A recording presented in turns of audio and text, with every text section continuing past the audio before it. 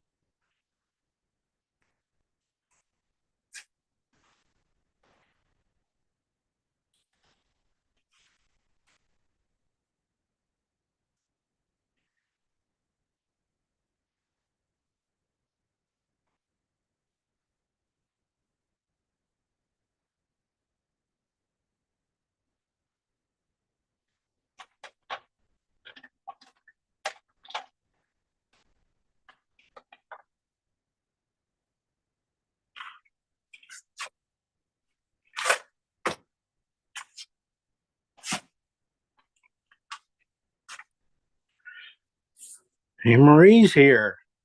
There you go. And I got my apron on. Yeah, are you gonna paint today? Yep. Good to hear. Finally got on a good combination of fentanyl and Dilaudid. Oh, you helping out? Yeah, and I'm not woozy. I mean, I'm alert. Okay. I had a wonderful time at the ceramic studio. Ah, Becky said you did. Yeah. And stuff. You guys had some fun. It was great. Something What? different. I've never done Good. that before. Yeah. Really? No. Well, glad Becky had a good time. So I'm glad you guys got to do it. Yeah. Hi, Sarah. Sarah's here. Oh, Hi, sorry, it took me a while to get to my mute button. No worries. No worries. What time we got here? Oh, it's on time. We are on time. And boy, missing quite a few people. Everybody must went on vacation early. I had a question about a color. Sure, we got time. I still get confused about these oxides and reds. So which one can I substitute with burnt sienna? That would be transparent oxide. Transparent side. Okay. Transparent. I found a tube of burnt sienna that I'd like to try. Definitely burnt sienna today. I am working with burnt sienna too. Okay. So it's a good one to have. It's really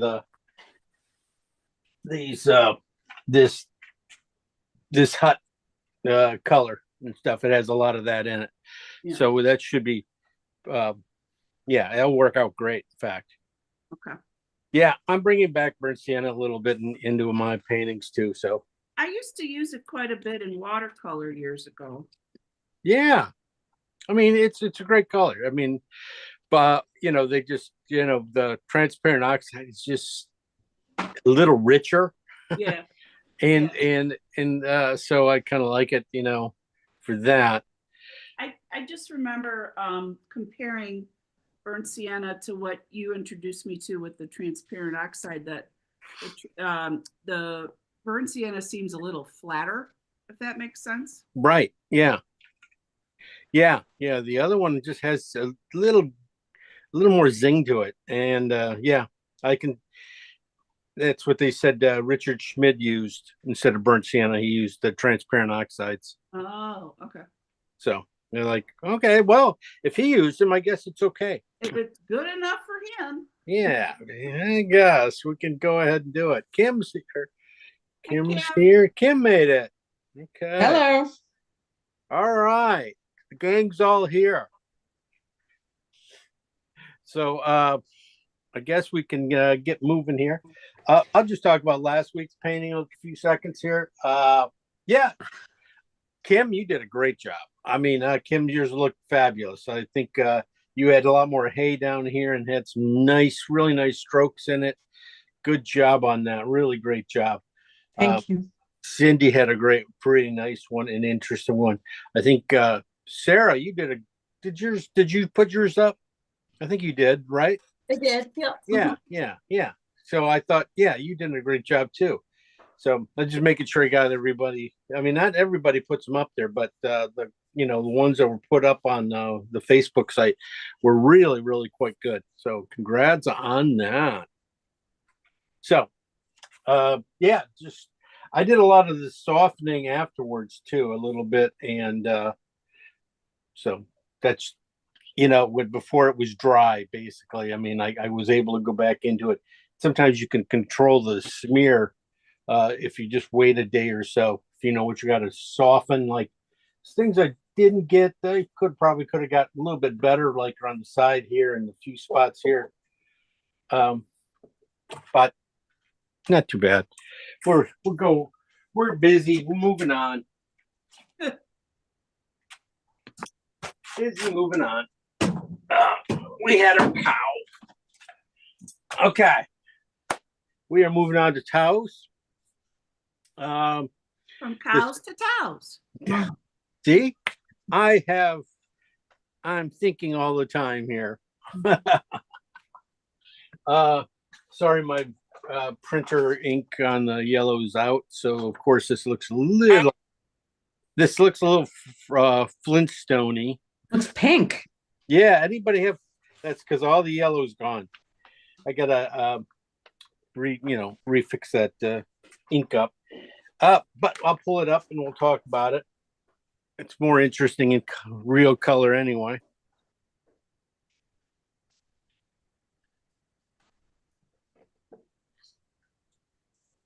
I have been reunited with my Prussian blue. Gosh, how are you? Just in the nick of time. I was thinking Prussian blue would be the color to use here today. But I was saying, oh, it could be Prussian blue, but oh shoot, I don't even have this in here yet. Doggone it. I swear I put it in here. Shoot. Okay, 1 second. Got to cancel that out and go find it. Download it from you guys. My sending thing. So yeah, Prussian blue would be perfect to use today. Congratulations for thinking. I swear when I was laying out my colors going Prussian blue. I should mention something about Prussian blue. No, literally, my husband, he just arrived 2 days ago, and I had said to him, could you bring my tube of Prussian blue? Because I want it to go to France. Yeah. And lo and behold, this painting popped up. I thought, yeah. Okay. So. Okay.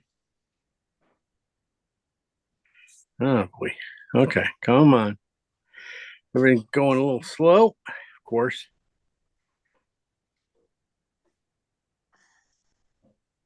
All right.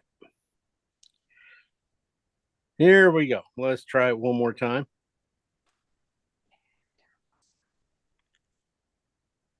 Boy, I made this in gray tones too.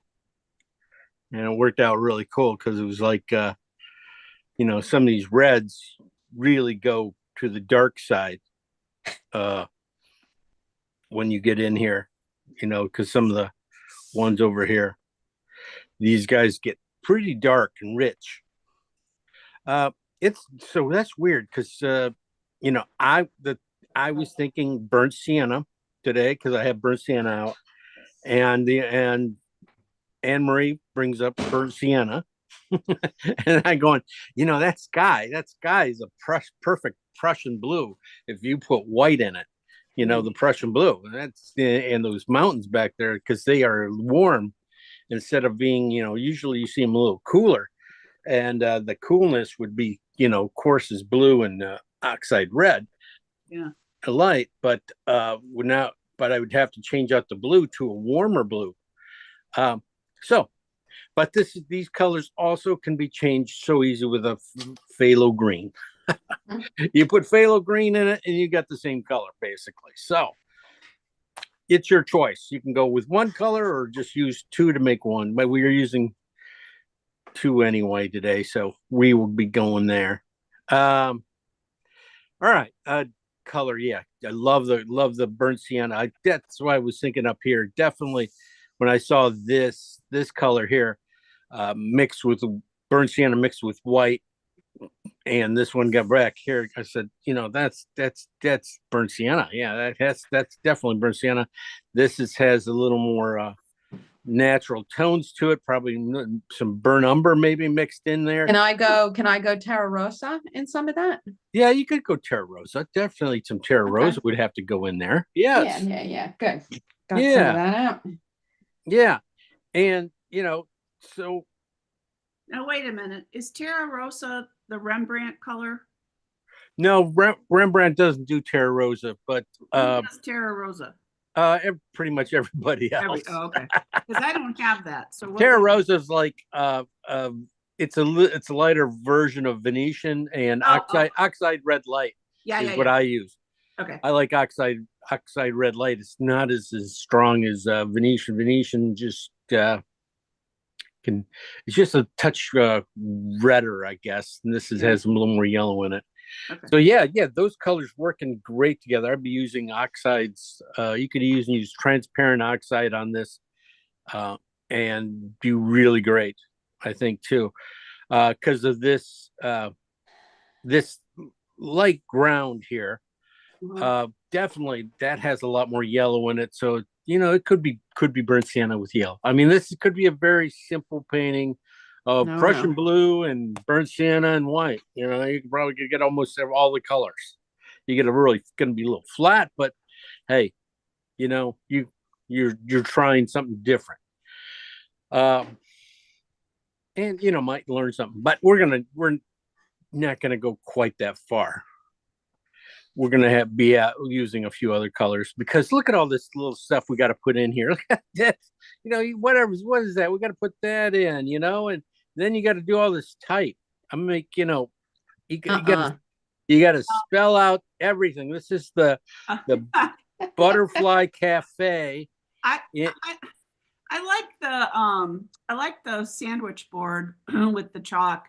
The stuff inside the door does not move me, because I can't even tell what it is from looking at it. Right there, yeah.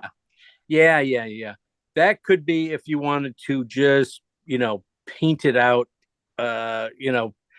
You don't even have to put that in there. You solid blue door. Yeah, you got a blue door.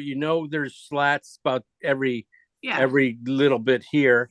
That's all it's going to be. It's 3 more slats, and you can mimic it off that. Or I was just thinking, you could do a screen door. Do a screen door, and then you could have some. Look at that, all that interesting. You could have some nice transparent things. You could see the wall back here.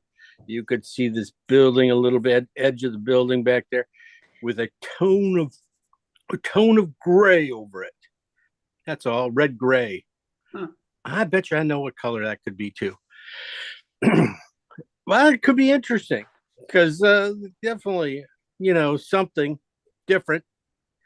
That's a good idea, Anne Marie. I like that idea. And if you put a hole in it, that would be so cool. We got a hole in the roof up here. That's interesting. Yeah. And we do have some nice little log going through there with some nice little light popping back in. I mean, it has a lot of nice little charms to it. Sorry. little hiccups going on here. As we get back here past these guys, you do see just a little bit of mountain back there. It is like it was mentioned, pretty warm. That's so we'll be using whatever color we mix up for the sky. We're going to probably using a little bit the darker version of it with our oxide red, or maybe we're going to check out. You know, there could be oxide red light. It could be as simple as blue and burnt sienna mixed together, making that just the warmth in the burnt sienna instead of it's just trading off colors because it's burnt sienna is warmer than the oxide red light, which normally would make a blue gray back here. But if you put in the yellow from the burnt sienna in there and stuff, which would probably help be sort of in the sky, just switching off colors, the warmth of one color to the next one, could work. And we, could be just wasting time. Anyway, that's a bunch of waste of time. Okay, interesting things to see in this this guy. Let's blow it up here. We do have a spear with some feathers on it. It is coming down from the rafters here, holding up. They probably put that up every day. I'm sure they don't leave it there. I like the way the doors open up here. And you can sort of see in here. You got so there's a back door going out the back way. You can see some of the artifacts in here. Not too much on the door itself. These guys are pretty plain, really. They do have how much I want to do there. I'm not that's some tapestry there. I'm not sure how much I want to do of that kind of stuff. I do like the chair. I mean, the chair is a nice, simple couple. It's one of those things I love. If you could put it in with a couple strokes, it can really add to the painting as long as you don't have to overdo it. I think a stroke of dark and a stroke of light on top of it should be able to do it, and then a simple quick pull down with the knife to make the legs and the things here. It's more of a gesture, right? Right, a little gestury. It's not going to be really tight. Yeah. But sometimes you get the subtleties, when you get all these big flat areas and stuff. Sometimes the subtlety of a crack of where the cement meets the ground can be so interesting, and you might need it. And look for the pebbles too. Definitely, we're going to need to put pebbles into this thing a little bit to, just to give it some recognition of it being some textured surface. Right? I think we got a table back here. Oh, you got the table out there. They must be doing all kinds of stuff there. Anyway, I thought this was just interesting. I like the angle of the building because the angle, was really kind of dramatic of an angle. Perspective wise, it still works. Everything's going to go to a point way back over here, but it's going to be just one point. It's all going to meet at one point, and that's off my screen. But that's what everything that is a horizontal is going to go back to that point, and then that's how simple this is. I think this building back here, I don't think this building back here is the same on the same perspective point because it's probably built at a not squared up with this front one, so it's probably has a little more angle or something to it. But pretty much everything's going to go right back there, and if you move that vanishing point up or down, it doesn't make a difference as long as everything goes back to this point. It gets more dynamic as the closer you bring the point comes in, the more squattier this thing is going to be. So that's what would happen. The sandwich board definitely isn't on the same line. That's in fact that one goes back in here. You can just see it. It just goes back all the way back in here. So hey, we don't have anything coming off that, so no big deal. Uh, Everything else is pretty much free forming, and it's a kind of a it's I say simple. It's No, not. not. It's not going to be simple. It's gonna be because some of these simpler looking things end up being a lot more texture, more complicated that way. We will be using a lot more some knife things. I think I could this some nice textures and things in here could be really interesting with the knife and little drawings of the knife into there. And I already mentioned in the cement there. A bristle brush will really help also with that area. But I think if you can see how clean this shadow is down here, and the shadows, how sharp they are, definitely that synthetic, nice, beautiful, clean synthetic. We'll put that in, mimic that really nice. I would say, if anything, back in here, soften that line there on those guys, push it back a little bit, and that'll really give you some depth, better depth. Just doing that makes the painting better. Would make this photo even better. All right. Any more questions? All right. We're moving on to color. Let's go to the palette and get some color done. Get her done. All right. Who else we have? Anybody else show up? No, we're still missing quite a few people on vacation, I guess. So, all right. Like I said before, the colors are pretty much the same, except for I did put burnt sienna out instead of transparent oxide. I do have some burnt umber out, and I put it out for another painting. And as you can see, it's pretty much already drying up.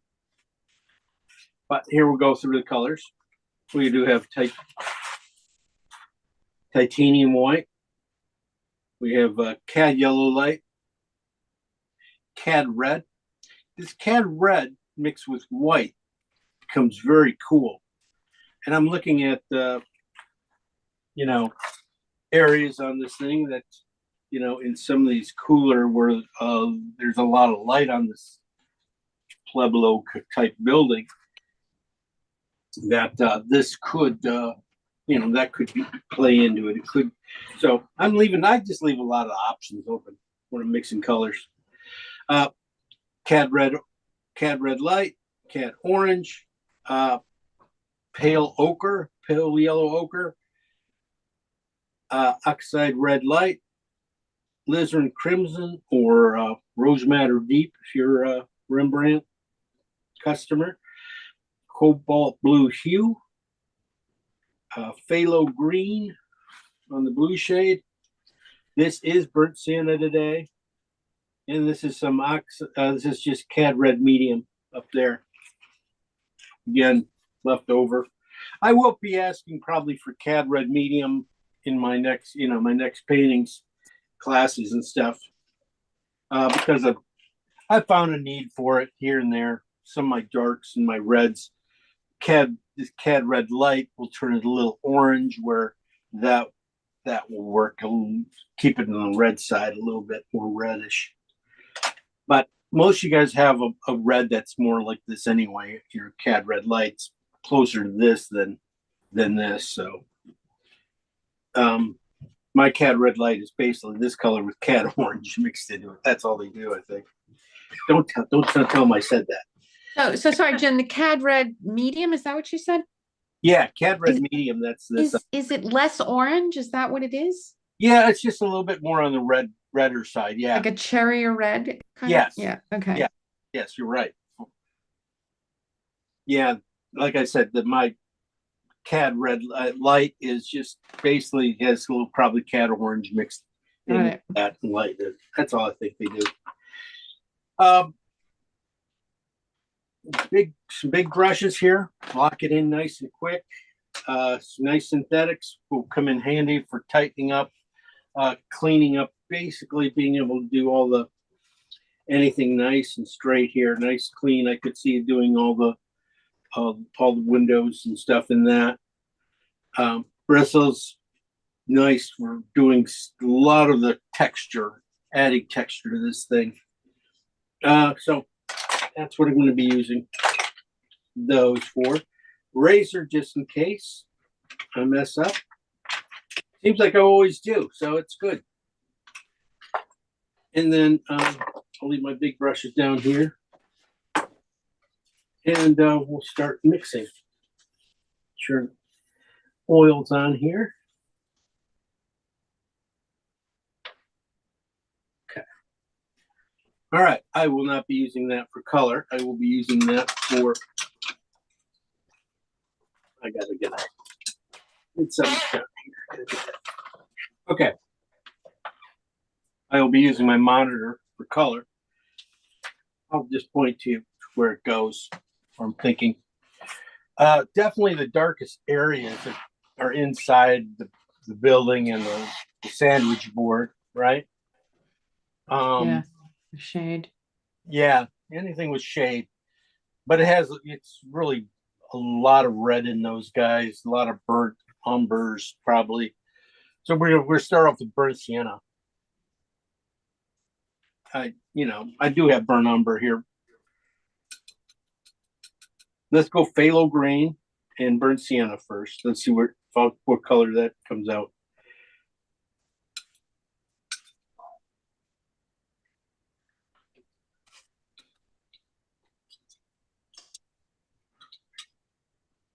Yeah, and I probably should have put the burnt sienna and transparent oxide have one thing in common. They are both kind of a weak color. So they don't stand up to a strong color like phthalo very well. So I'll bring in the phthalo behind on this one. That one I can leave. I'm going to lighten up, darken up, or at least bring some more burnt sienna into it because we got a little bit of green. Yeah, and it should be on the red side anyway. So this being on the red side, I was gonna just bring in some more green from there instead of, there we go.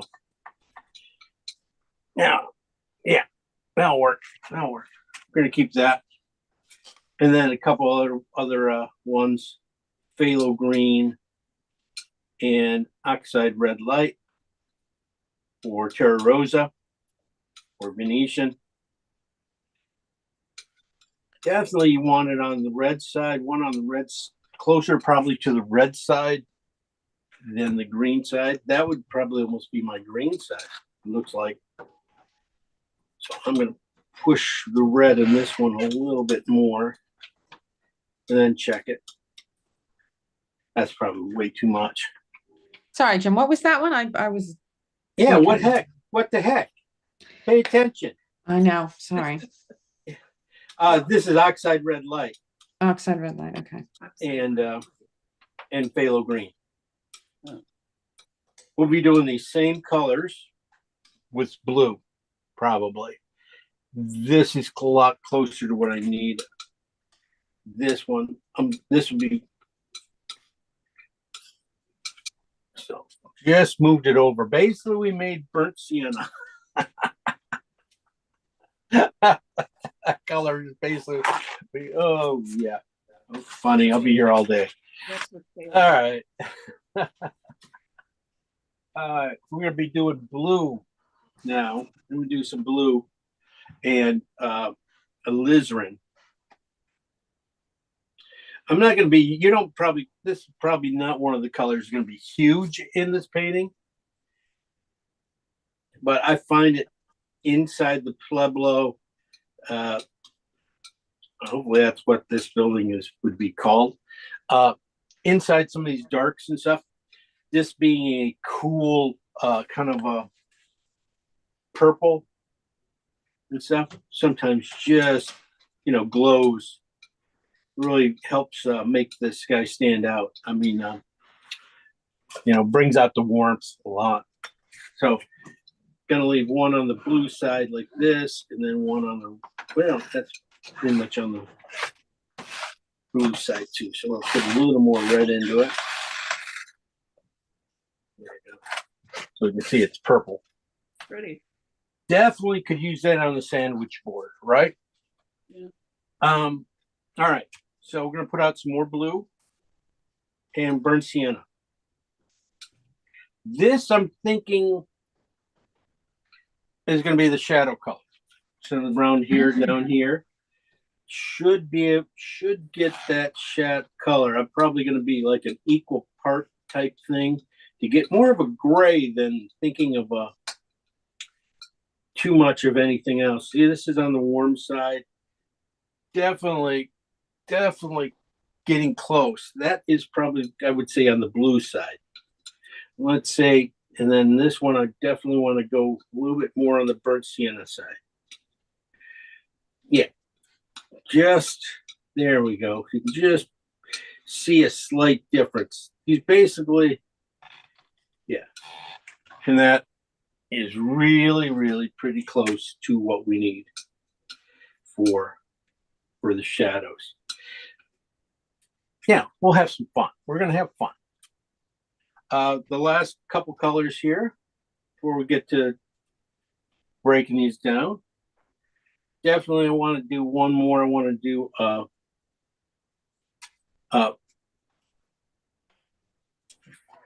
blue and phthalo green. Oop. Blue and phthalo green. Oh, that's really on the green side. I figured these colors here definitely we're gonna gray these guys out. Definitely leave one on the blue side, and that should be on the green side easily. This could also be like we were talking before, Prussian blue. So I'm gonna definitely leave one on the pretty good green side because I think tone wise it's going to come down with some nice colors. I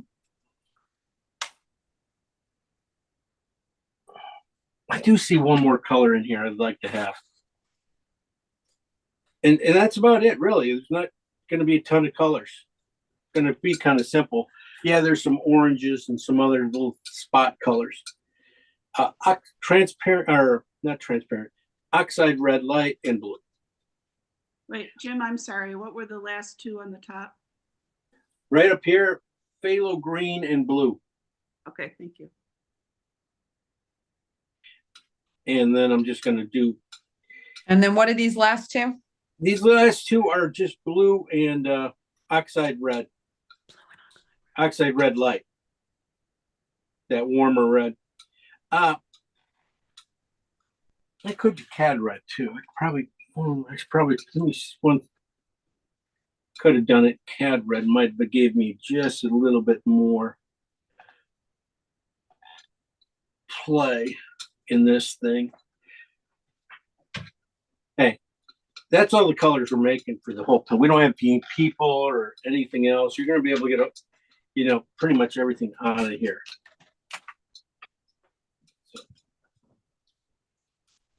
So this is just cad red and blue. This might help, I could see this definitely in some of the cracks and stuff too. This could be too, but that, sometimes they're just not as rich. The cads can just have a little spring to them. And like I said, I might be bringing in some cad orange into these colors too. Let's see what happens. But this is it. This is pretty much the palette. These colors should lighten up pretty nicely to get all the colors. So phthalo green and burnt sienna here. And then we have burnt sienna, phthalo green, and oxide red light here. Blue and alizarin. Blue, burnt umber, or burnt sienna. And then we have blue and phthalo green.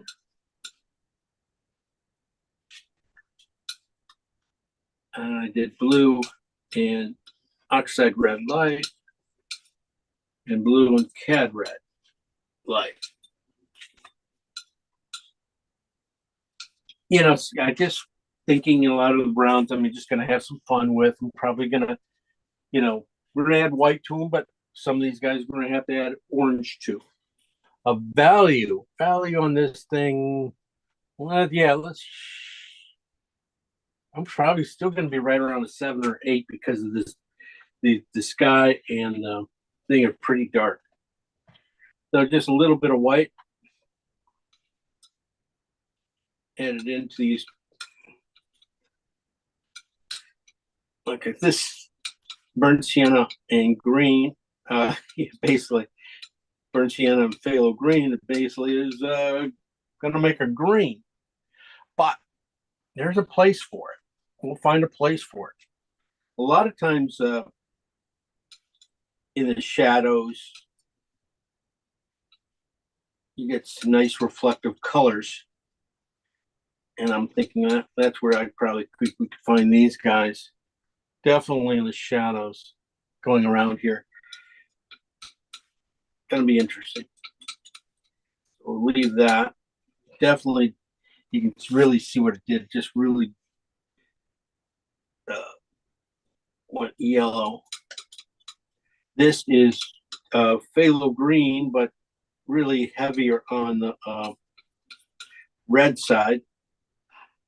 Really heavy on the red side. Definitely got some nice spots for this color. This one should be really red.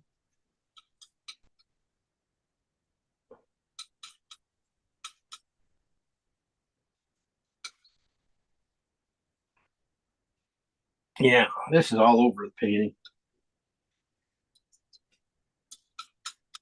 I'm going to leave it there. I can always lighten it up if I need to. I said I'm really thinking about using more of the very, very dark. Oops. Sort of clean my knife off a little bit better.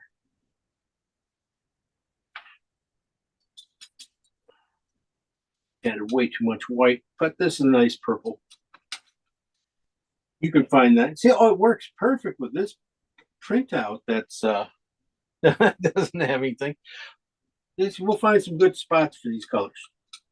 They can fit in here nicely. I mean, sometimes you need these cool colors like this just to bring out the warmth, so the warmth doesn't get too heavy, too overtake the painting too much. So you got to have some cools to kind of pull it back in. This should be interesting. I'm just going to add a little bit of white to these colors. Burnt sienna and blue. I said I was thinking this could be a lot of the get into a lot of the shadow areas. At least the more shadowy areas there.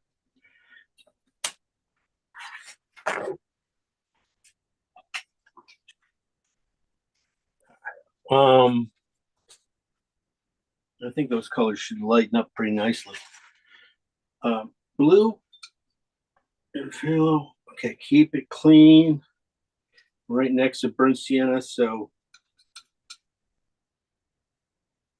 that's the blue. As you can see, that's if you'd had Prussian blue, and that would be probably pretty close to it. Pretty much doesn't help that I'm, taking white that's been dipped in a lot of colors already. This looks just like Prussian blue to me. This is on the green side. It is pretty close to what I need. Let me see. Value. It's a little bit more.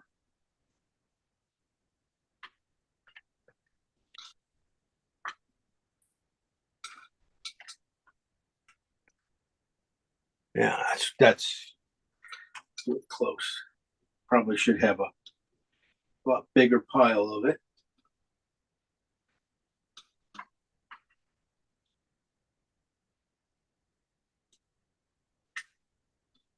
To get down in here. Steal most of that.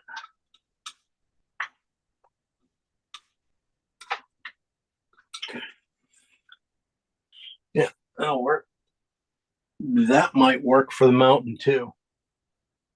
So on the blue side, might work on the mountain.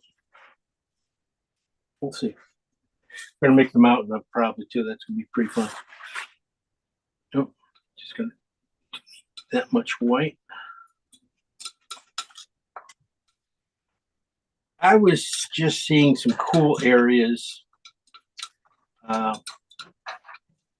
down around the bottom base here. So in some places where you get in the shadows, just sometimes it's just a little purple, warm purple into these red browns and stuff that are going to be in your in the shadows here.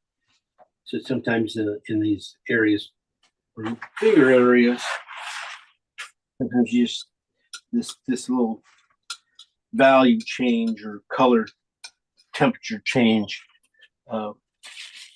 will add a lot to a painting. Well, that stuff's really close to wow.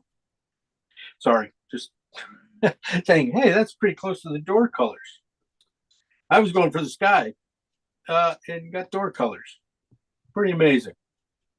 Okay, one other thing, colors we did not get too much out of here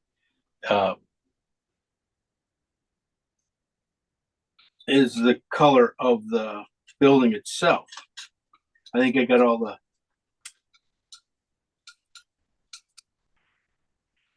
I got all the darks and things out of it up here, some warm darks and some midtones. What I didn't get is like the real color. So I'm going to go back here and take a few of these colors and add some yellow to them. Probably anything with burnt sienna in it. So I'm just going to run down the line here now. I don't think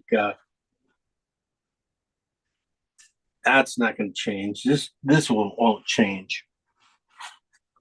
So now burnt sienna, don't go with burnt sienna. Go with oxide red here. More. This looks more like burnt sienna.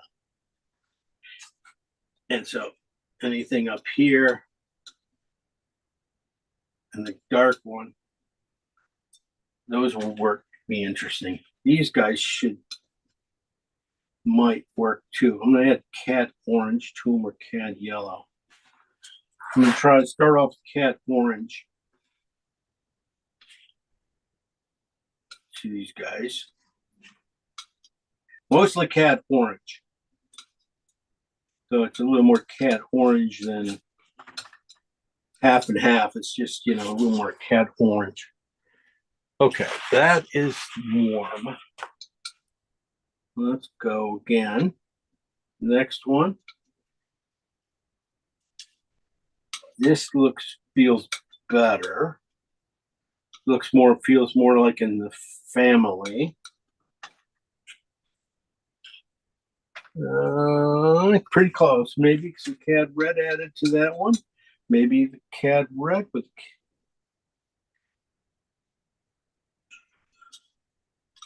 So these are burnt sienna and blue. It looks like pretty much it. I mean, we probably could do burnt sienna and orange, and I'd probably get the perfect color. Because all these guys are. What about a bit of alizarin? Could be a It could be a alizarin in yellow too. Definitely.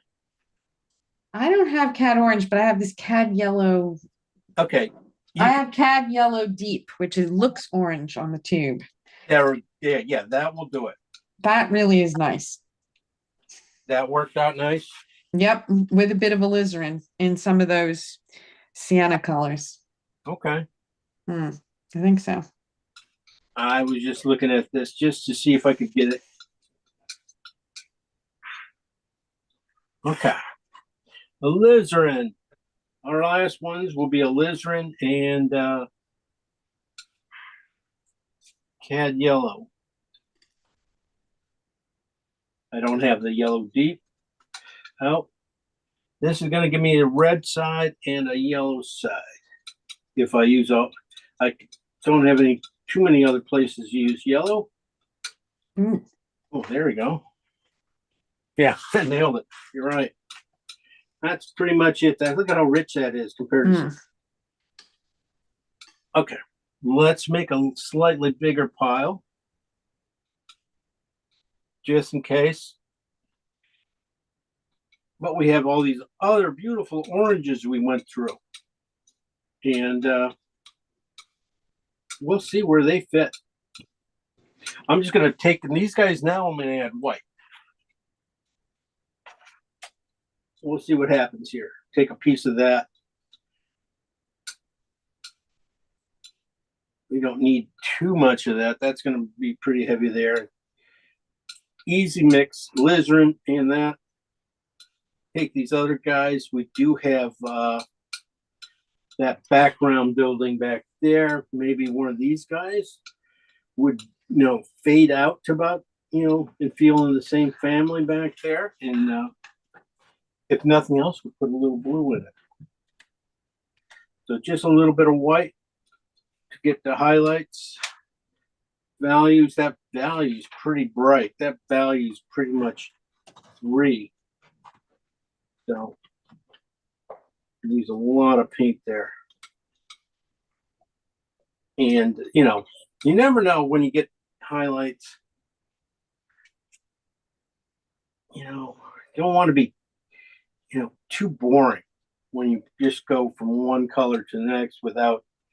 Definitely you're gonna need some sky in there. You want to see some interest in some of these colors. This one came out pretty nice. That redder side of it. Still could go a lot brighter though.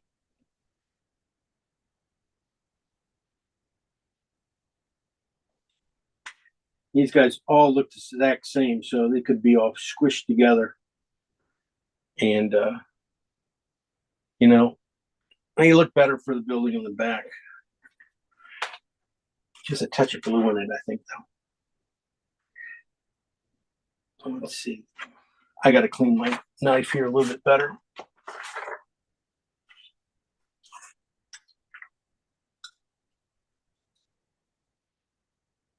There we go. We're starting to get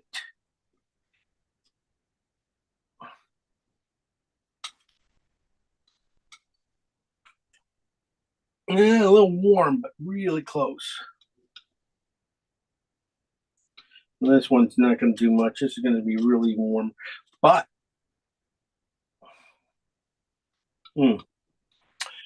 definitely this nails the ground.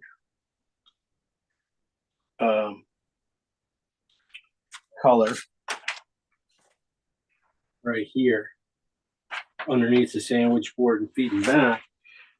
So a lot of these colors are not wasted yet. Not just like for the Pueblo building itself, but definitely could go back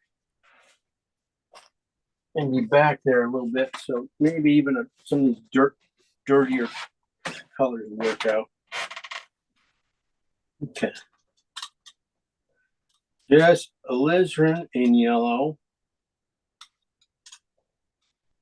And you get wow. That is really close. That is just a little bit too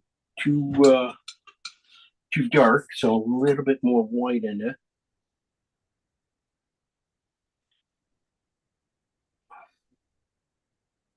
Save some there. Just a little more peachy. This value is pretty high. Really nailed it. It's on the red side.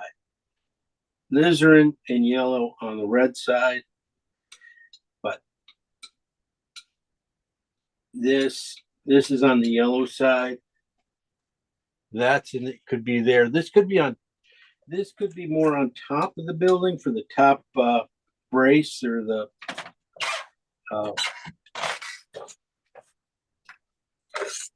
top part of the roof. This color is warmer version.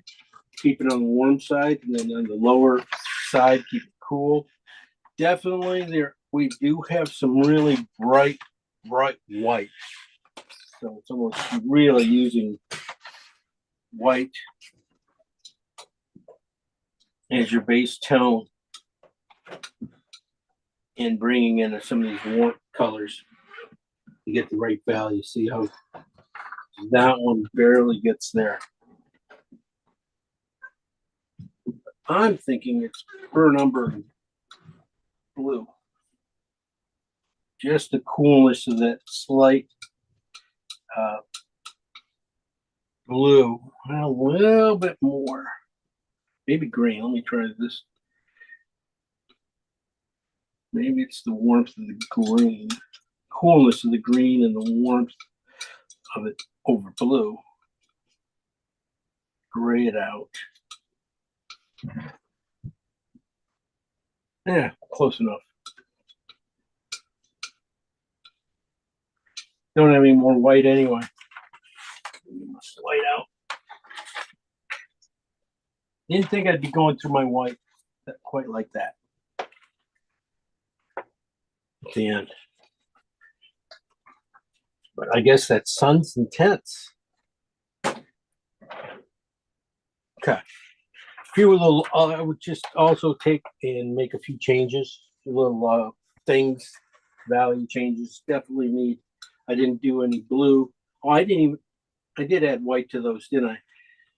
I think I might take this blue one here on the blue and green side and add white to it too. I didn't do that, but I think I would take it to about I could get it to definitely right there.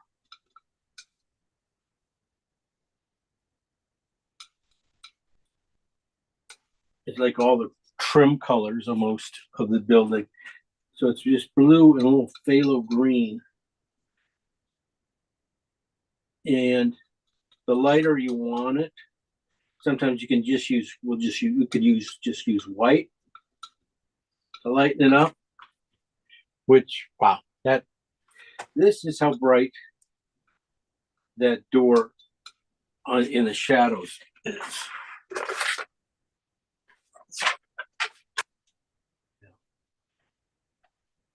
That value is really close to it. Could go a little more purple. That's what I was thinking, adding purples to it too, but the same value.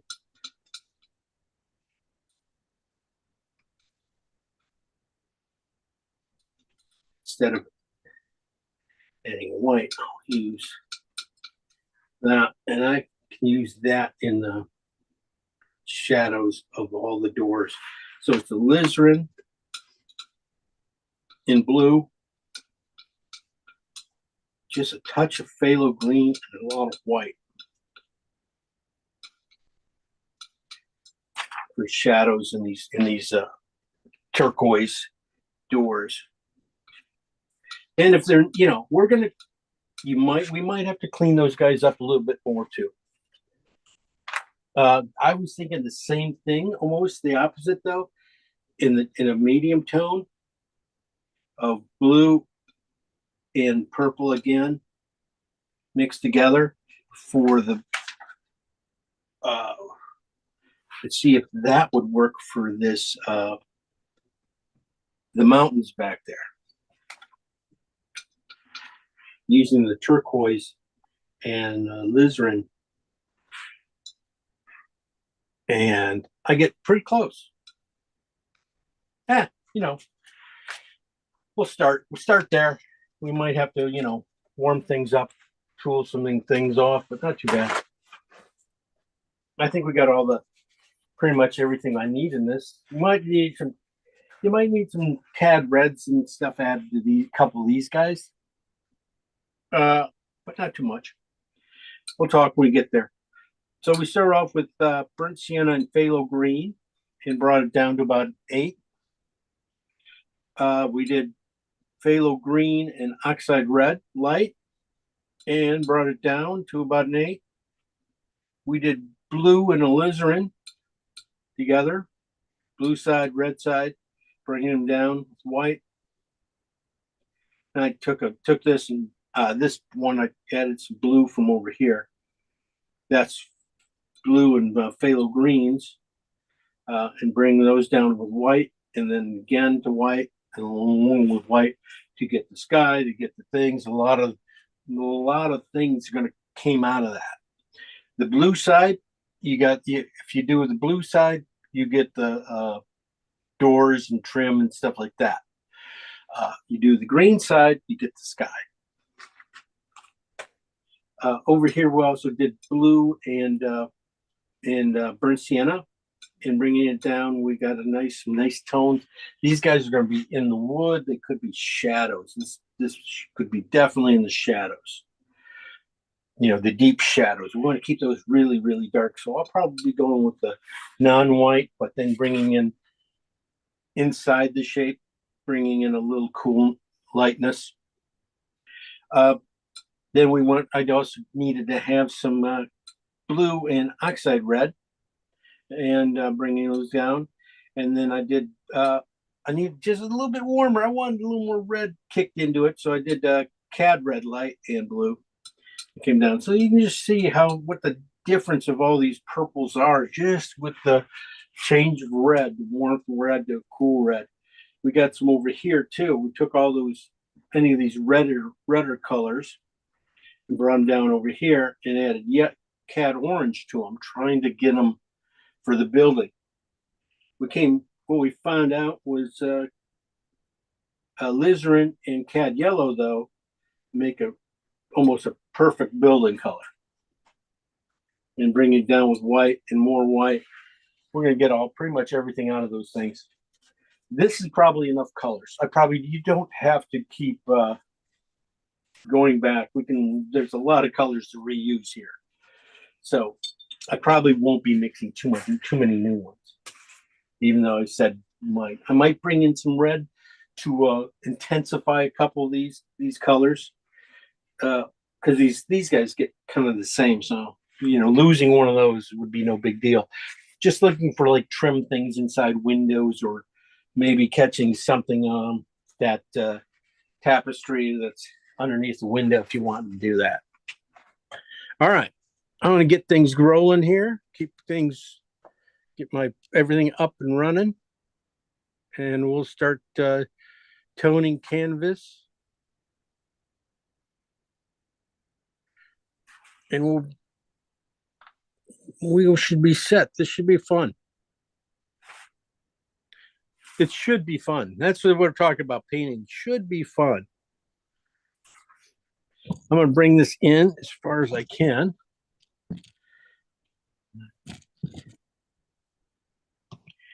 Be able to get my feet in. Jim, I don't know if you said per se, but that sort of gray white concrete in front of the Pueblo, what value are you aiming for? I didn't say. I did. They are up there in the 2s. Yeah. I would say the cement, all this stuff up here in here is really way up here in the 2s. It could easily go to 1. Wow. Okay. We will see. Maybe I'm gonna try and because I thought the brightest was right to the left bottom where the shadow meets that.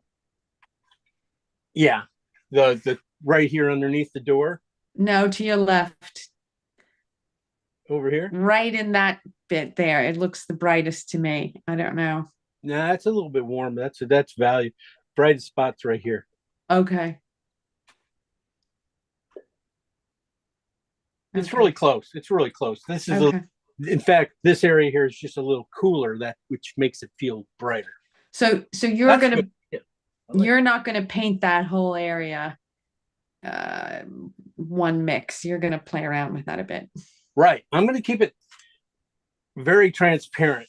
This Right. whole bottom Okay. part is going to be very transparent. Okay. I'm going to try and uh, use the linen. You know, in fact, maybe even take it really easy on that. I'm Mhm. going to use burnt sienna for my tone. I'm going to take it pretty easy everywhere. I think. I'm going to start with a little darkness in the. When I do this, I can use it in this area, and then I'm just going to lighten up my brush with more oil to do everything else. Make sure that I get pretty much all the paint out of it, and then I can just tone it.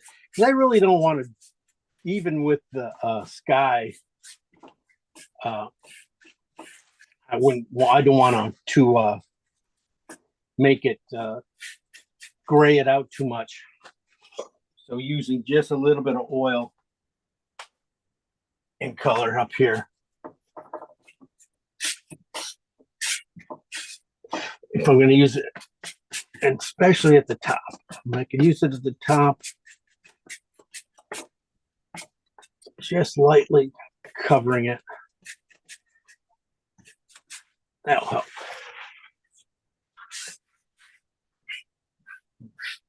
So pretty close to what I need, how bright that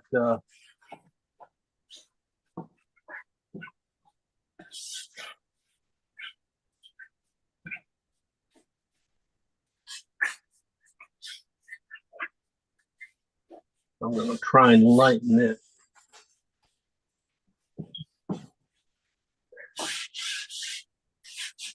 There it is. We just painted the ground. I just burnt sienna. And let's see if I can get out to. But the problem is, it's not going to be that light everywhere. Oop.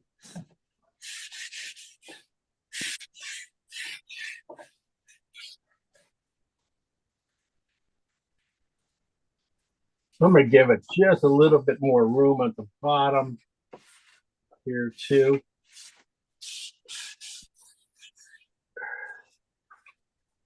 And give it a little room at the top. It's a little tight.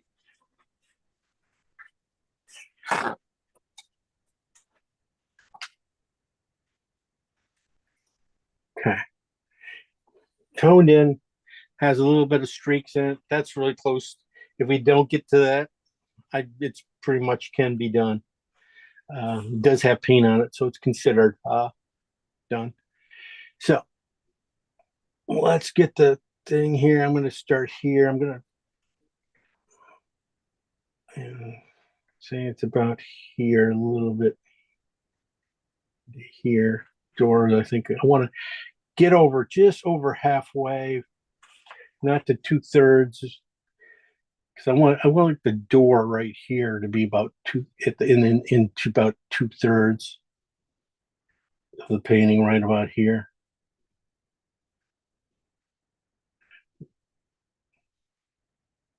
So we'll start with the door. It could be a little thinner.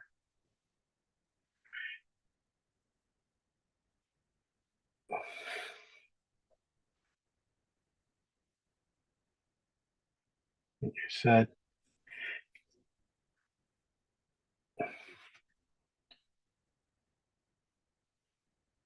And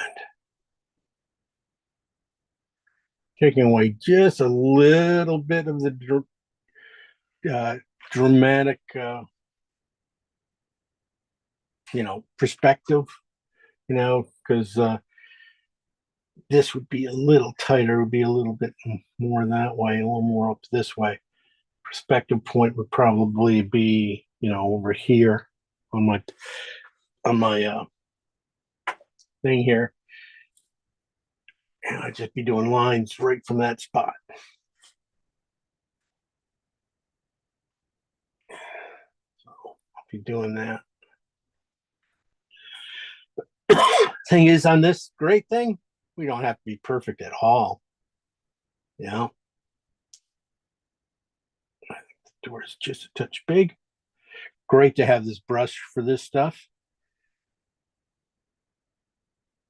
Because you just make straight lines, makes beautiful straight lines. Nice chair is going to be right in here. So that's going to be fun.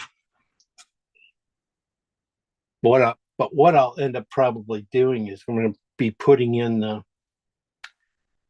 everything in the chair is going to go in last, and it's going to just basically end up following wherever I decide to put the shadow in. That's where it's going to go. Giving a little more room here. Maybe I'm not, maybe I am. Just thinking here.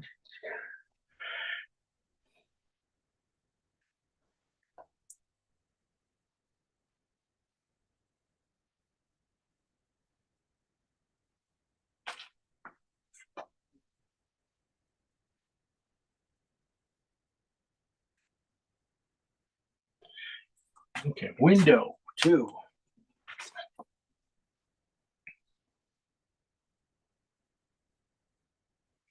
It's up a little higher than that. That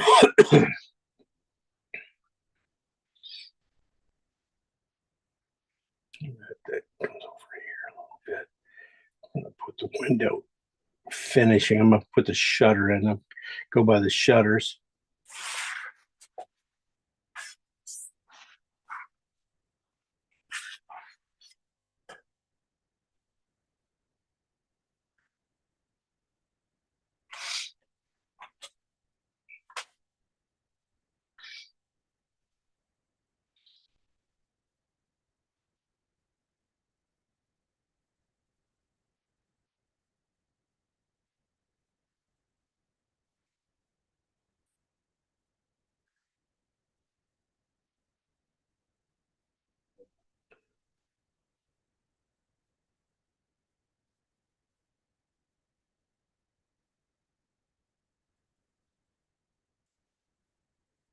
Just knowing that this thing will be a little thicker here to just a little thinner there.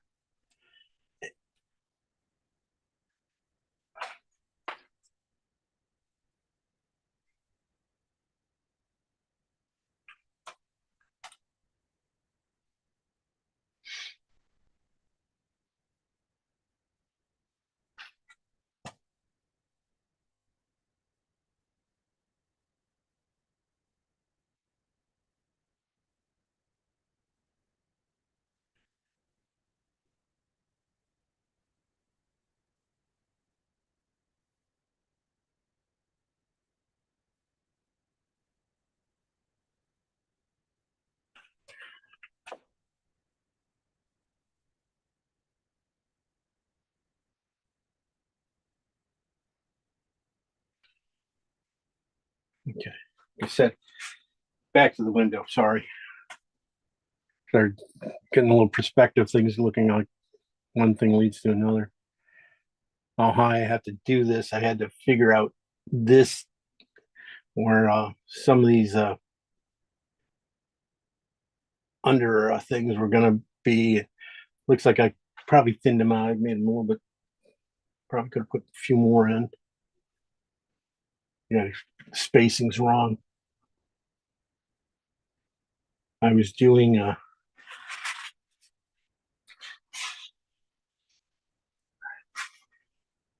little different, a little tighter.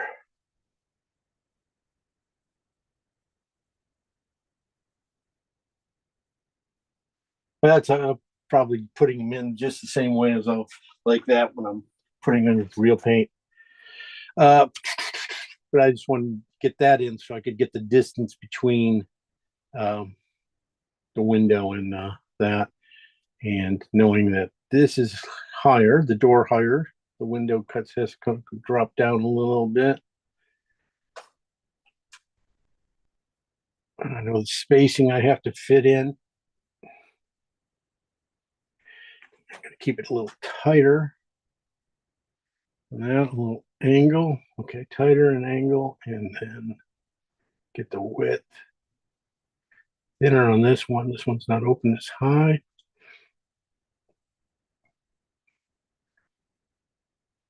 We go just a little bit higher.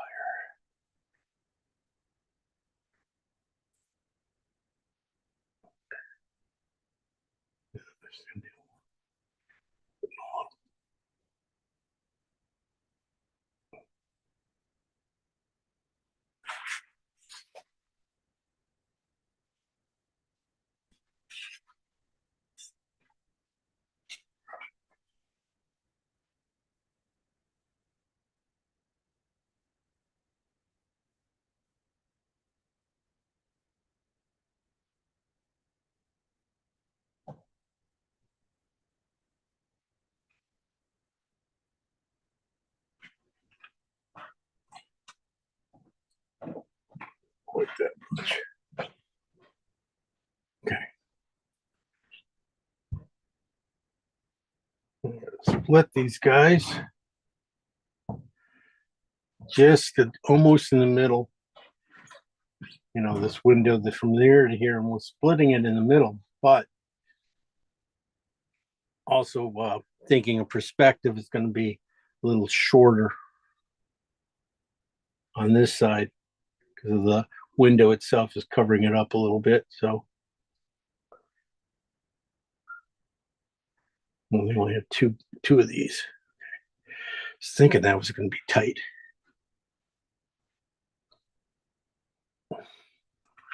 All right.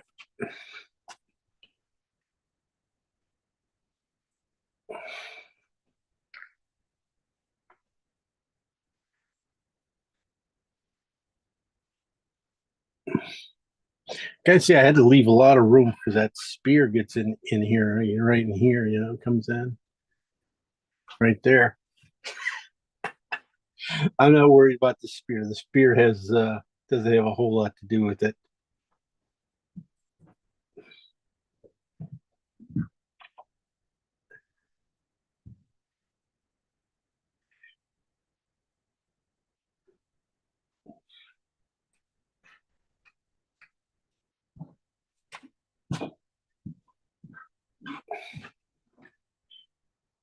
The nice thing about this is you can be off quite a lot. I think you know, it's just things like the bottoms and stuff like that, you can be off and it'll be still be fine. So this is just burnt sienna I'm using. So if you wanted to start heating toning a little bit of the sides here, you know, a nice rock here, tone, getting some of that tone in early.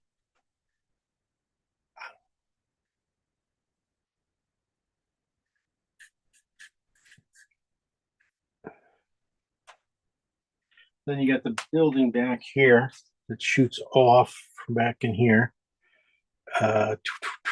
Almost comes up to the height of this guy, so just about here. Perspective comes off a little bit.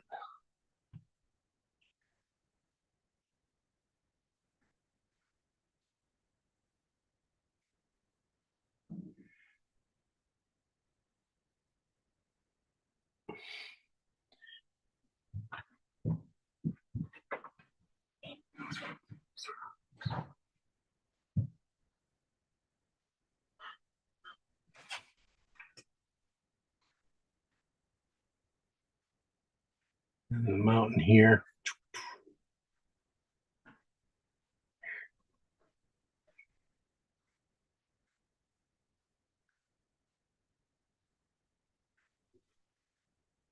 This thing just a little higher.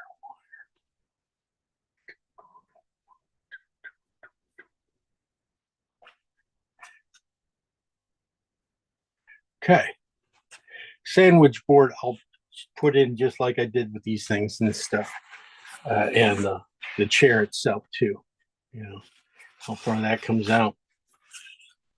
Again, let's start clean my brush. I would say, tell you right now though, leave the sky till near the end. After when you start putting in, make sure you have this stuff in clean first, the blue things. But when you get to that point, then you can put in the sky, because the sky will be you want to keep it really clean, and it won't be clean with all this dirt and dust running around here. It's not going to be clean. So let's get that in first. Let's get the dirt and dust and things in here. So we're going to start off with, I'm going to move over a little bit. It's not going to be exactly where we started. I'm going to start off with alizarin and blue. Let's go on the red side. I want to do the insides of the door here. You know, this edge here. I want to get that in really strong. I'm taking, put it in strong at the bottom, and then as I come up here and stuff, just let it, you know, the color peter out a little bit. Also going to use it strong in between the doors. This one little spot here. I want to get that really heavy with the color. And then inside the building. You can only see inside the windows a little bit, but I just want to start some of the darkness in here.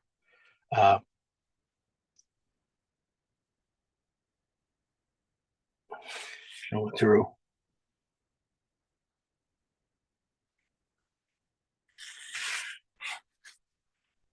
Definitely I'd wait on the sandwich board, but you can put this red, the red side, you know, in these little crevices between the buildings and things right here. It's a nice color for that. Definitely could start to get work it into some of the shadow areas here.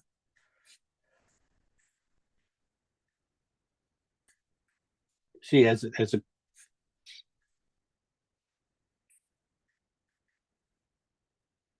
I mixed up a few colors, extra colors, just for what I just did there. I guess I probably didn't need them. Let's put that in.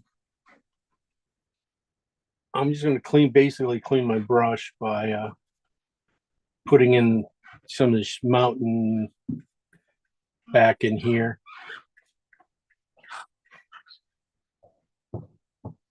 When I'm saying clean my brush, basically, I just get some of the color out of it. You know, I got blue that's going to go on top here. Sky's going to come back in and do that. I'm going to hit this bottom of this door here too a little bit. Right here at the edge of the building. This will help really kind of, well, that dark's not fully realized. But I was thinking on this door here a little bit on the bottom, getting a little bit of purple in there. And like I said, making it a screen door.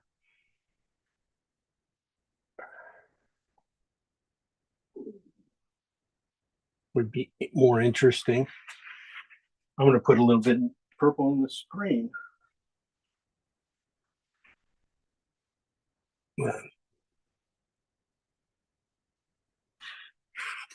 So basically looks like a purple door.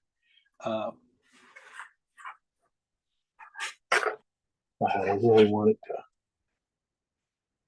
get that color in here. Colors back there kind of change too. Also, you might even look at Now I'm wiping out the color. You can just, you know, I made these colors, so I don't know why I'm putting them in early like that. I already made them. All right, now stop there. I like getting that in there. The blue side, that color, I don't really see too much of it. Wait a second, I do want to do one more thing. I'm gonna start the darkness in this area here, this light in here. You want to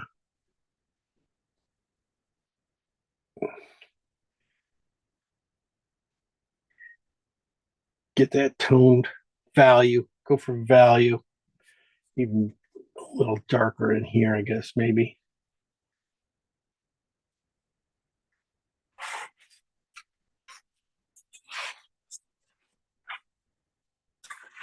All right.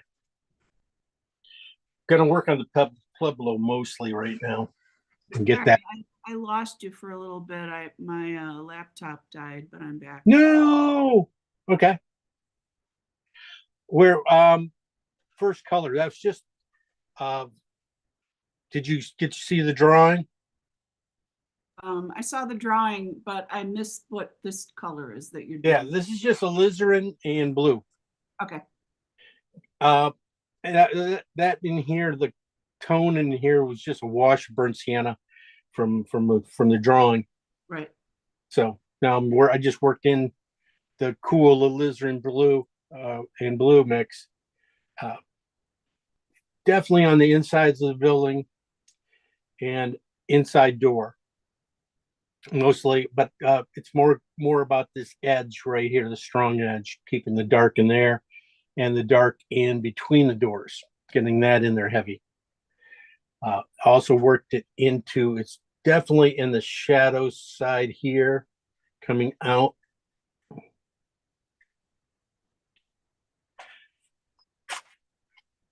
But I'm gonna probably fix that, get that a little bit stronger with some of these other colors, more opaque colors. It is very transparent. But I also got it into this outside this opening there. Yeah. Okay. So just those places, got couple windows back in here too, if you want to. But that's basically how I'll do them when I finish them up too. You're not gonna get a whole lot of extra stuff. Uh,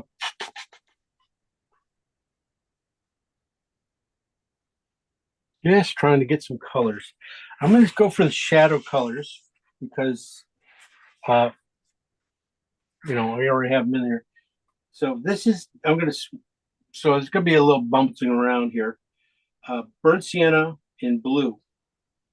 Burnt sienna and blue. We did that was and this is the blue side. And I want to put that back in here. It's gonna feed it back in here. It's a little darker than the purple. Purple, I kind of just gets a little washed out for some reason. The alizarin does. But this is on the blue side too. So leave it here.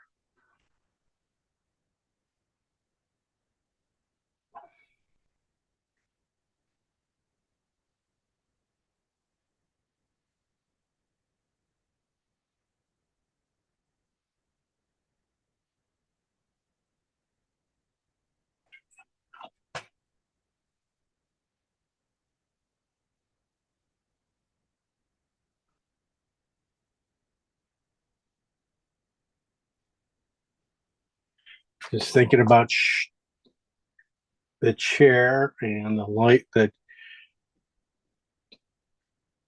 just the little shadows there.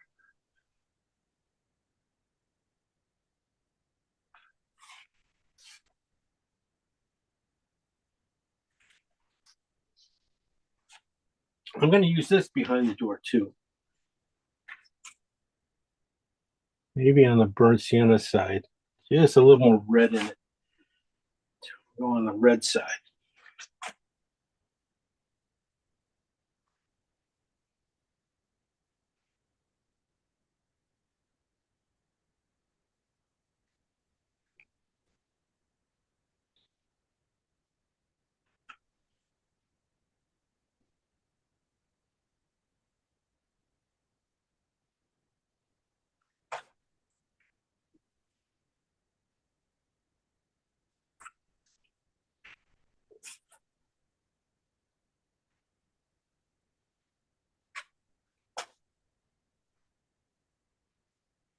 This color, boy, is perfect up here for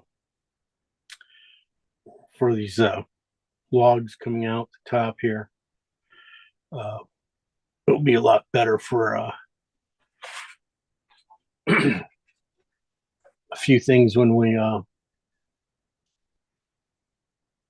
get to this stuff back here too. That definitely when you start to put in some of that bracing up top. So that is just burnt sienna and blue.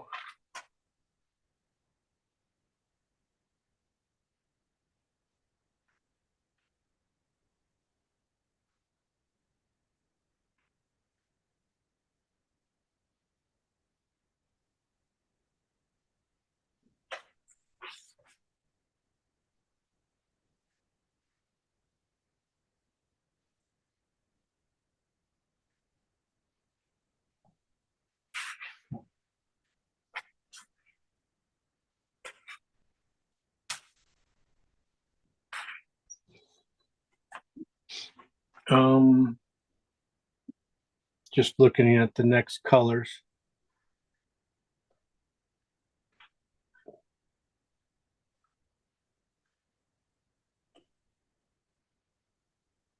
I'm gonna, yeah. All right. I'm gonna just go up here and just start some of the building, get the building in. I'm gonna start off a little bit funky. Let's start off a little green. Then we'll go back to our beginning colors. I don't think I'm gonna go with the green of it, but it's burnt sienna and phthalo green, but I'm just gonna go more with the burnt sienna side. I made a kind of a green one here that's I don't think it's gonna really work well. So this is just a little warmer, and I'm thinking for up top here underneath in some of the shadow areas here, but I'm going to probably keep it light because I am going to be bringing some other reds on top here. I just want to start getting some of this just there's some reflective areas of into this mud work and stuff. I've been seeing.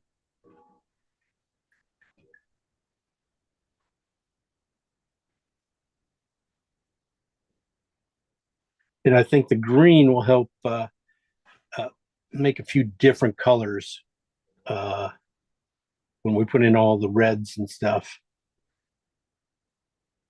This color definitely, I could see it underneath some of this pale color of this building.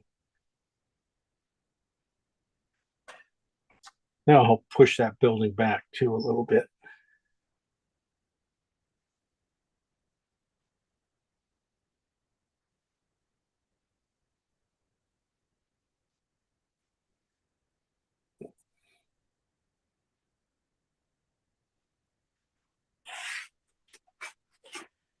I think, and also this green will probably, I say green, it's going to give it a little age too to this stuff too. It's not going to look all the same because that's the thing is we found the color that almost perfect for everything.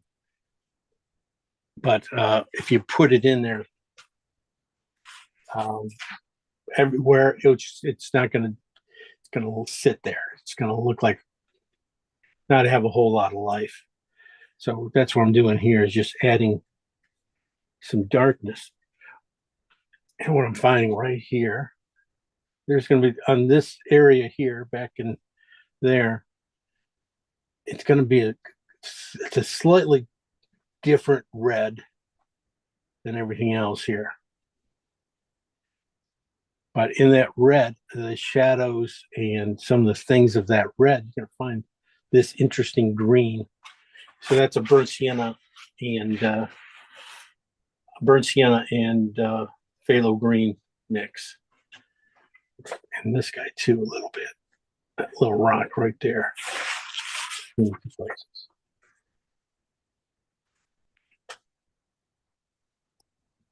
Thought it might be the Smith right here too. You know, just that little step right there. Could be. Could be. We'll never know. All right. So you can see I made it very spotty. So let's go to some unspotty colors and work our way to the warmth. I'm going to go over here to phthalo green and oxide reds. This is these are more heavily into the red side than anything else, than the green side. And you can see that they're starting to hold a lot of paint here. Definitely could be in here into the shadow area on the green side, but it's like I said, really heavily red, even on the green side.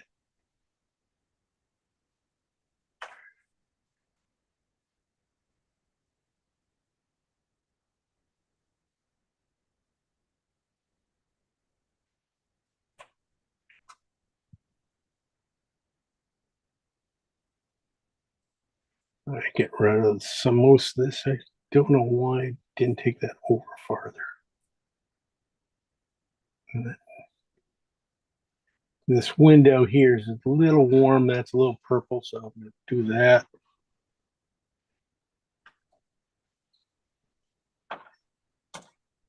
Okay.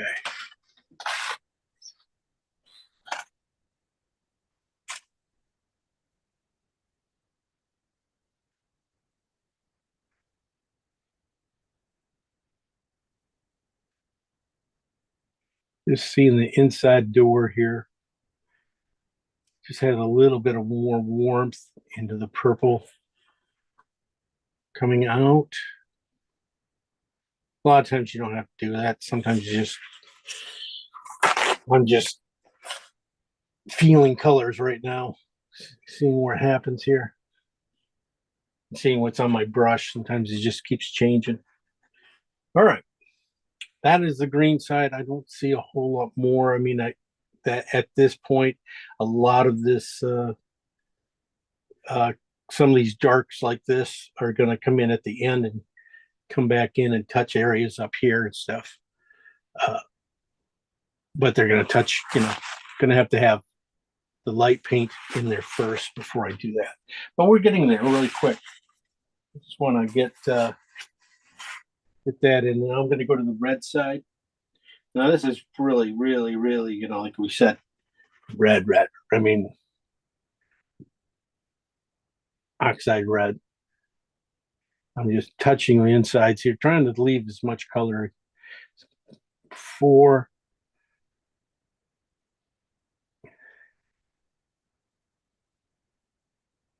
Just going to get the inside wall here. Leave the purple back there behind there.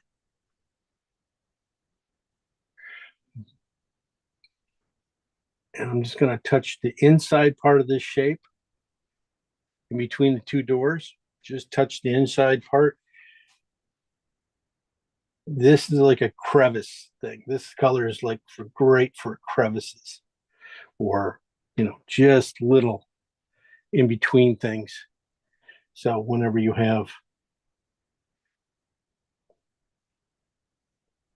These guys, right where where the ground meets, and these guys come in. Just that's where this color comes in really handy.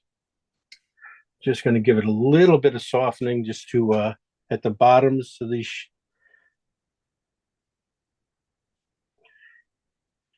Because I want the next color to just grab that. This is probably perfect for this log back over here. If you see that log or some of these other things.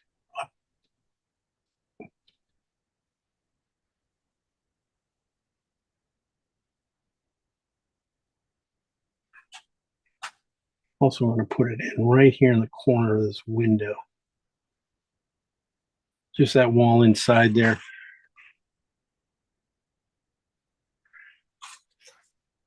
So now when we paint the light, showing through, that'll be great. This is probably great color. It might value colors and stuff when we put in that wood up there too. Okay, I'm just going to stop there with that color, where it just takes over. But that's about it for my darks. Pretty much everything else. Well, let's go over here. We got the blues and the oxides colors. I think we're good there. I don't really need those.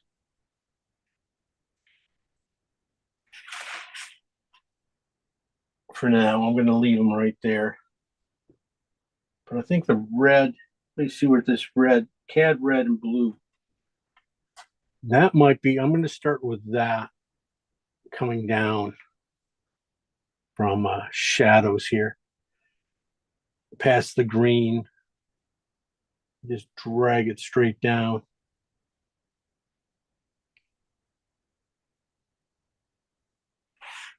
Clean it off, come back with it again. This is just cad red. You're going to find it right here on the edge of the building where it meets that thing.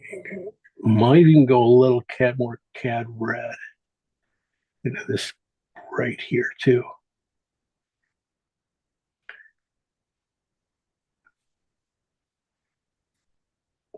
Really close to the same color.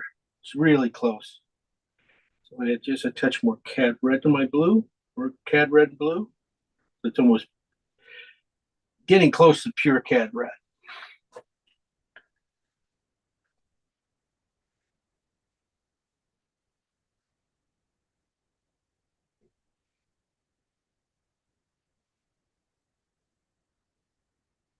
It's getting close to it, but it's mixing in when there's so many other colors too.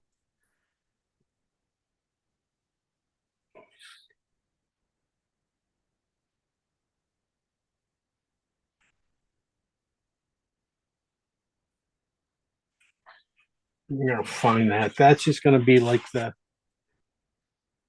base turning color for in these corners here, so you don't really have any really hard corners. Everything's just gonna be a little soft, but basically it's just gonna be this cad red, pretty much outlining a lot of this stuff. You're just gonna start to make the transition from this dark shadow at the bottom to coming up. That's just cad red and blue, mostly cad red light, cad red light, sorry. Two.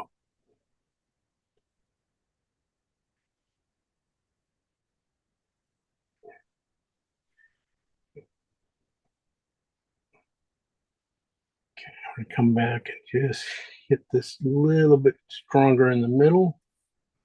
A little green-ish. Okay.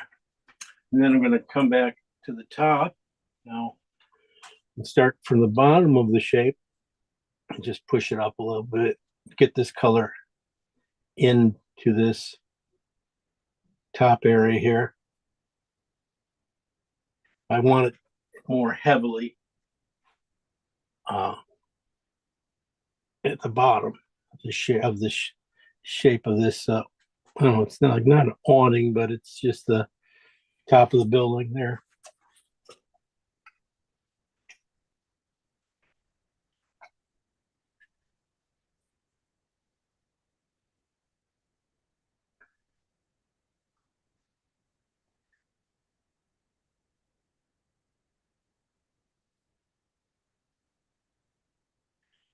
Yeah, definitely could go in.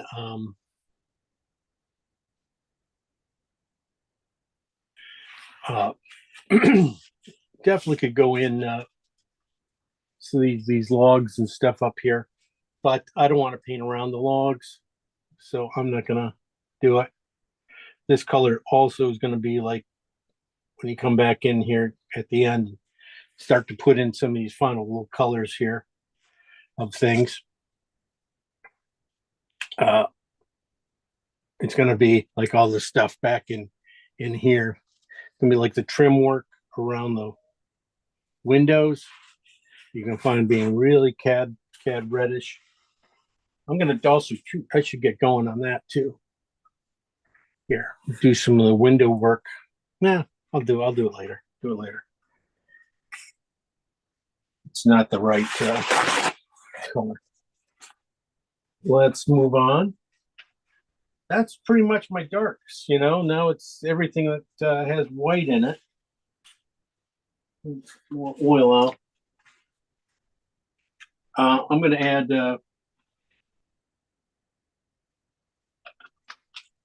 Look at my colors here. They really. I think I can just start to go with some of my, yellow, reds and greens and stuff in here. The ones we had cad orange to. Let's get going on that. I'm going to get going on that. So I'm going to start off with alizarin and yellow mix. And this is like the really good color for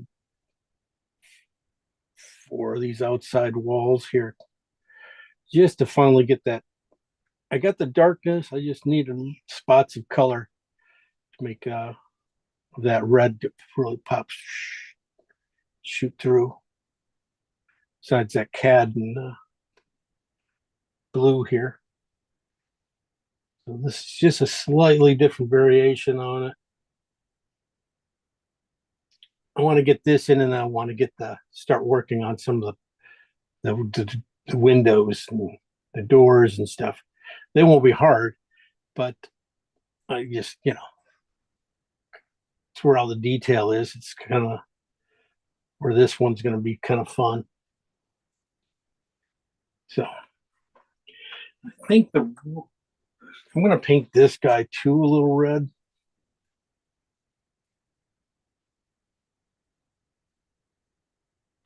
I'm going to come back and lighten him up a little bit. Or I'm going to lighten up everything. But that's about it on that. Now I'm going to just go over and do the yellow side. The yellow side is going to come down a lot more and dig into this building without white, So I can almost paint everything back in.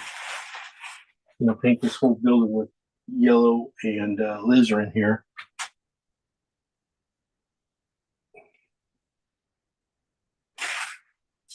I'm going to try and do it pretty quickly, and then when we start to add white into it, it'll just, this color should start to really be interesting. I'm going to use it a little bit.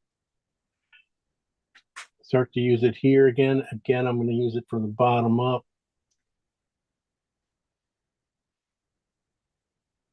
Getting a little brushes, leaving a little bit too many marks.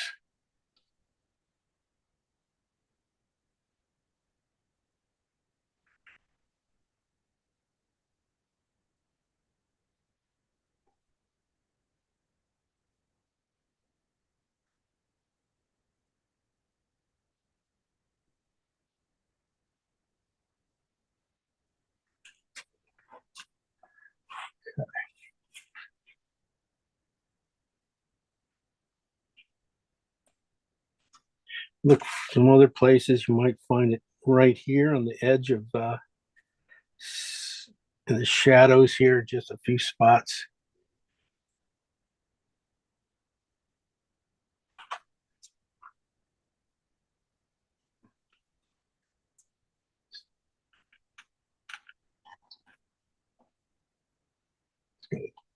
Start to feed it in to tone it. Just trying to lose a couple of these edges on the window a little bit, so the window's not too sharp.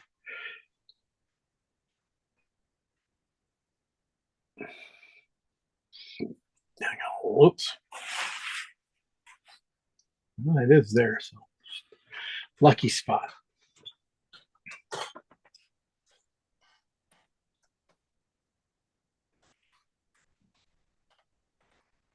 Yeah, it's looking beat up pretty nice, pretty nicely.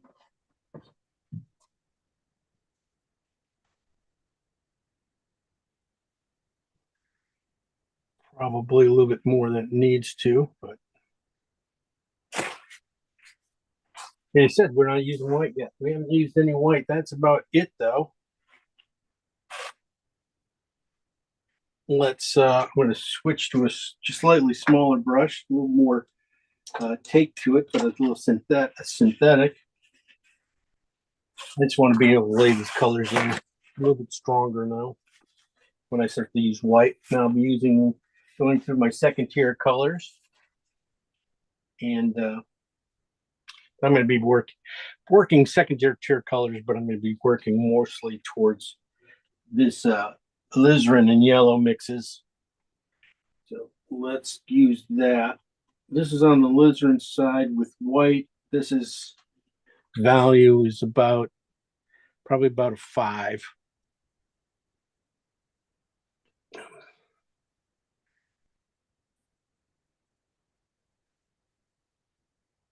That worked out pretty good there.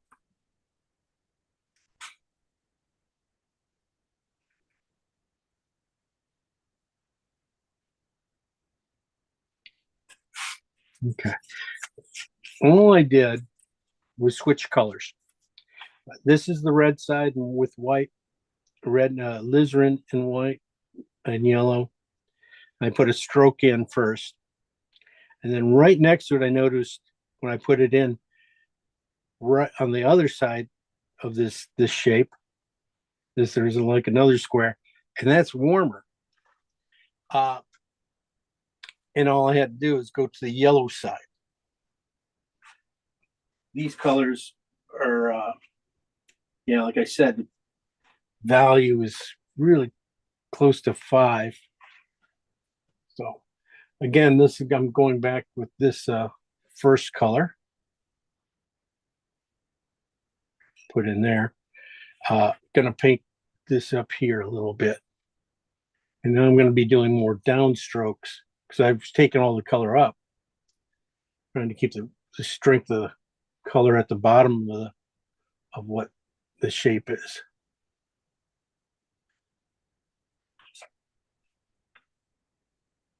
Now I'm going to just come around. Just keep the color strength at the top. When I draw it down, it's just going to do all the blending. I'm going to start here with this is on the alizarin side with yellow and white.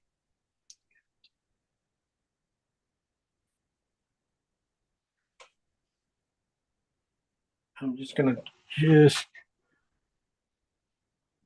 when I start with a fresh paint, it's going to be usually at the top edge.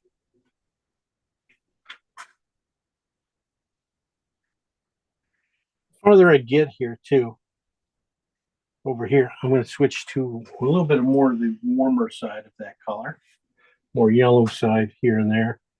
Like right here, there's a few spots that just catch a little more light, more yellow, probably usually at the top too. And that's what we were saying about doing here. I was going to do that in the more pinkish color and do put more yellow up here, but you know, they're still going to be there in the light. And I'll just leave that there. I'll have to come back in.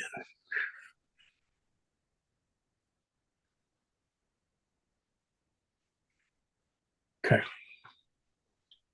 I'm going to put in the shadows too here while I'm here.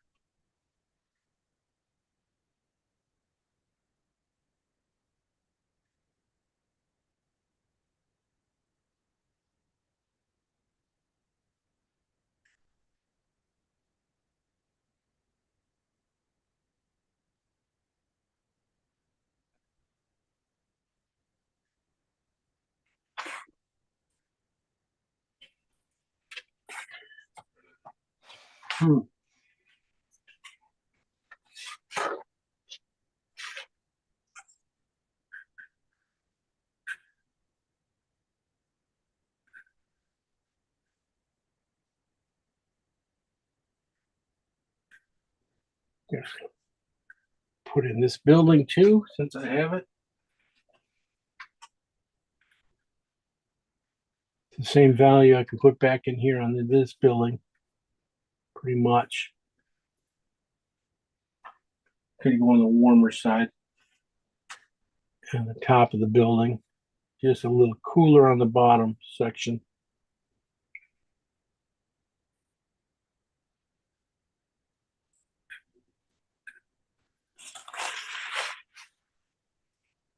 Yeah, it looks like all right.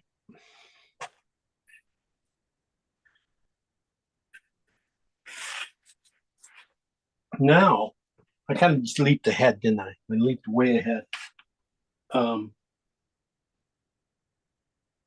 Because I don't think I did too much the mid-tone color with these guys. I should have probably did a little bit more of a mid-tone that's not quite. That's it. So I'm more gonna go do that, right? I'm gonna add a little bit of more white to the yellow version of alizarin and see about getting a. I'm gonna start it at the big spots here and see what happens. See how it goes on. See what this is what I want to be able to do is just drag it up and let the other colors underneath kind of break it up on its own. That's pretty good. That was more on the yellow side though. Alizarin in yellow. So with a little bit more white in it than I had before. So I'm going to keep going up on the side of this building here. On that one edge here.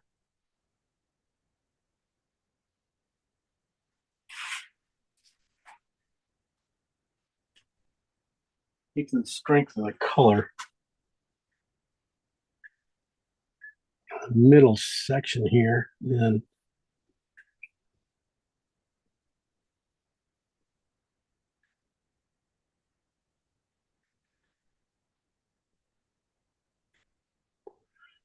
definitely more yellow.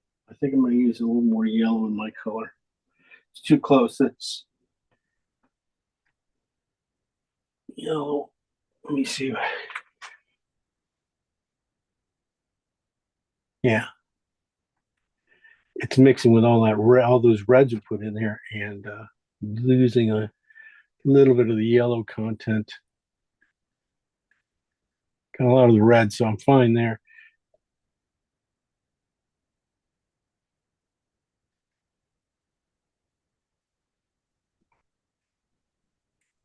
Because I found a little more yellow on this side.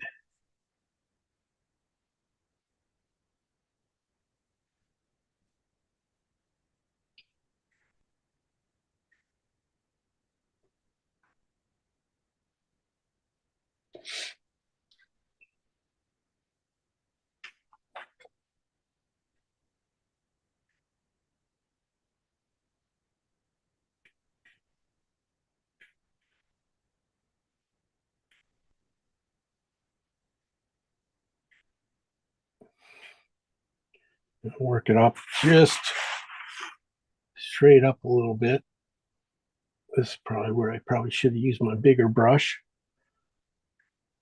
Sometimes just if I had that used it, I probably would maybe making this too smooth. So sometimes a smaller one, an in between brush. I'm looking at trying to just leave some strokes behind. That is feeling like maybe he'd use a palette knife on.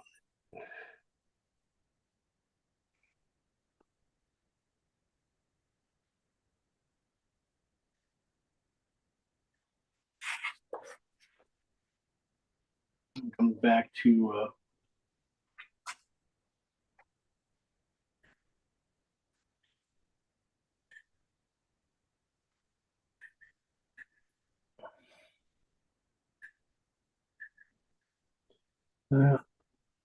there's this piece of wood here too. Very caramely color. Definitely has a lot more yellow and in it.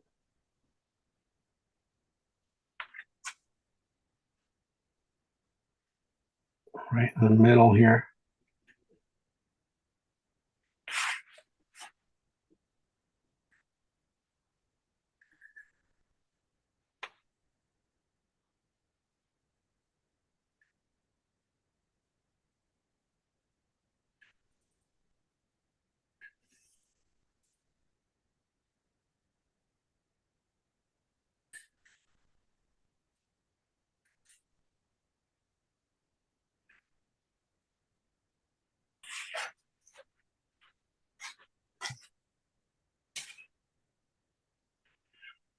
There we go. Building's there. And like a lot of the details and things like that, you probably have to go back to your very darks things and just hit them. Just, push in your brush for some of these little things, for some of these details. This a little more red. Some of that cat red and blue will probably do you really nicely for most of this stuff here. That kind of detail.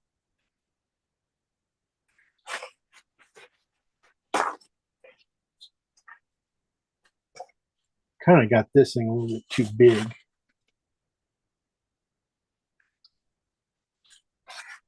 Again, I'm painting it from a corner, so hey.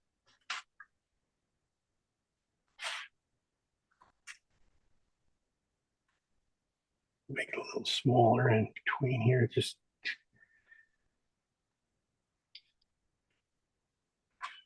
it's just alizarin in yellow on the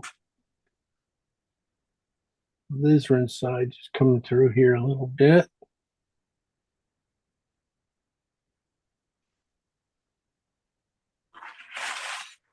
Nibbling at some corners and things like that.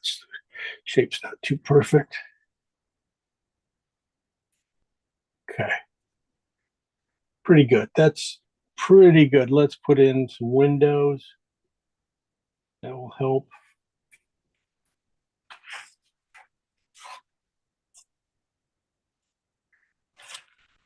Looks like could go a little orangier up there too.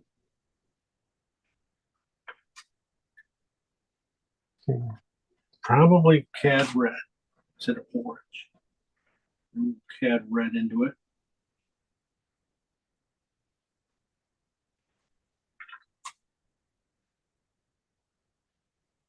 Yeah, just a little cad red right here at some of those dark areas here.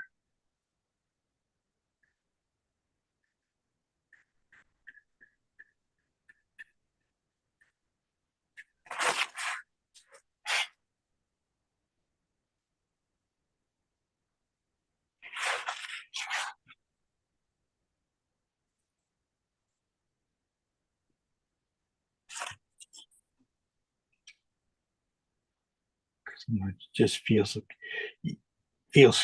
funny. It feels just a little too cool sometimes with just when you add so much white. Okay, pretty good. Let's work on the windows and doors and clean up my brush a little bit. I can bring you guys probably in a little closer here too. Not much closer. I think this window now, this window is probably too wide. It should probably needs to be about that wide.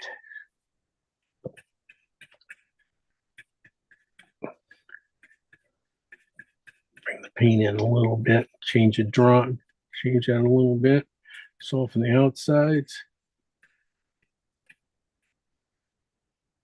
That means this one's about right though.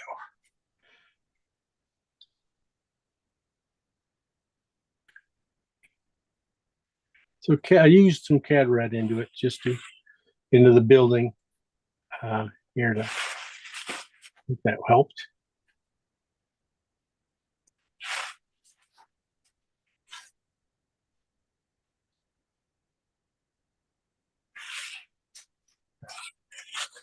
All right, like I said, clean out a little bit of that red out of there. I'm going to start off with a blue and phthalo. Now I'm going to go with purple. I'm going to go with alizarin. I'm going to go with some blue and alizarin with white in it, mid tone. I'm going to paint the bottom, a little bit of the bottom of these windows here, more to catch the framework on the bottom area.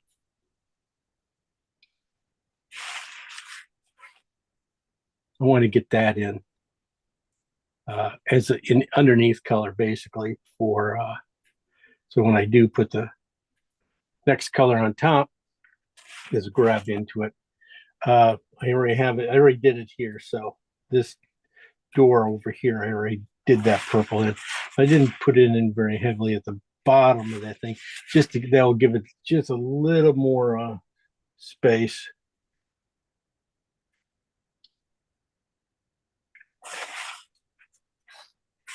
I'm just going to clean out my brush. Basically, just catching the shadow. Thinking of the shadows. Okay, clean brush.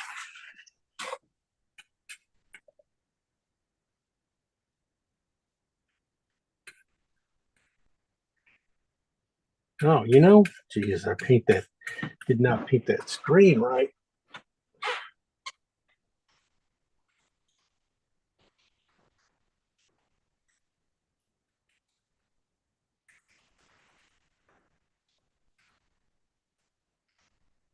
Thinking about.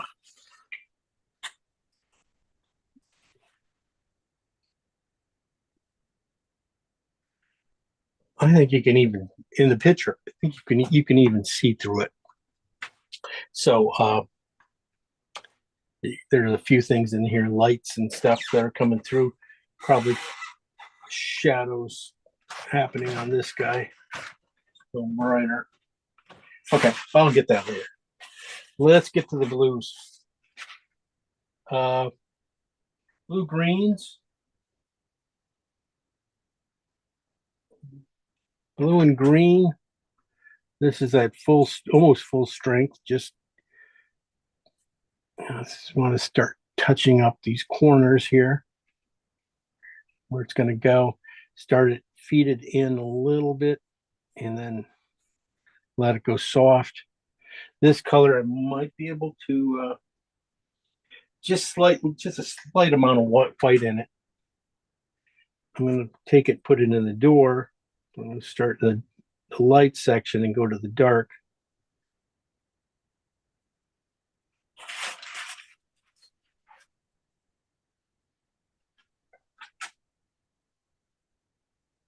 This is again on the blue side.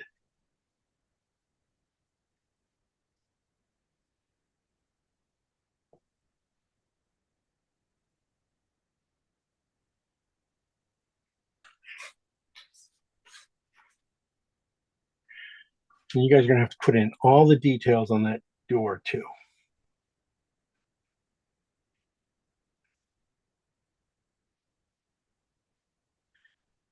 Okay.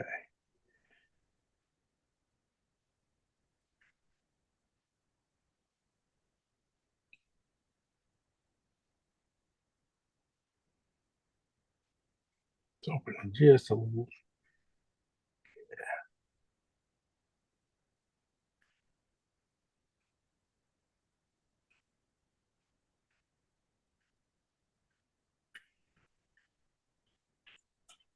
I'm gonna fix a lot of that stuff with the light, I guess. I mean, the light of the ground. Okay.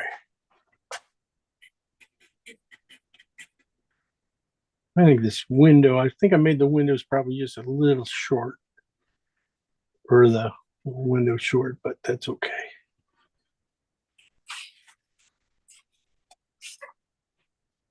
Just got to get the spear in yet. So I'm just going to drop down now to about the right color. Not just getting the dark in. I want to get the light now, some of the light in. This is just blue, phthalo green, and just a little bit of white. Value probably around the 7, maybe. But it's going to be pretty close to the right color. The shadow here, I'm just going to go probably one more step light.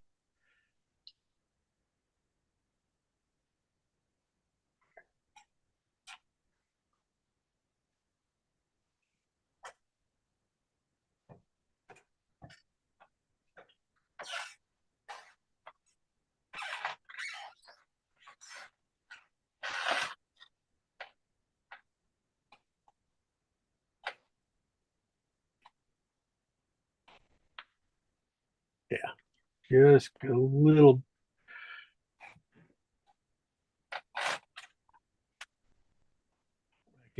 Start to get now. Some of this color will be right, especially when you start getting the insides of the windows here.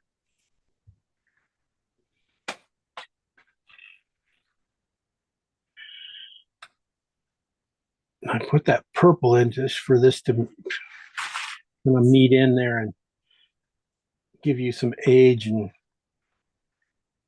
easy mix there.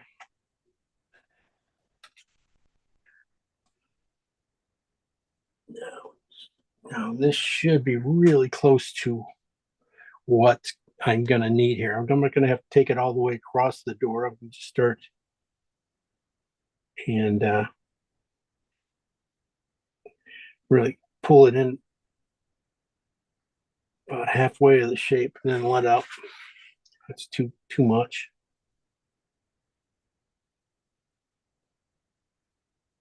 Bring it back.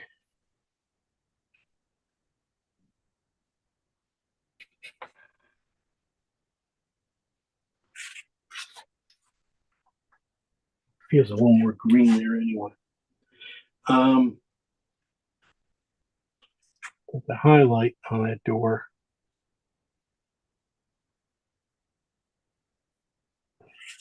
More important than that stuff. Okay, this is going to be pretty much the dark for the door.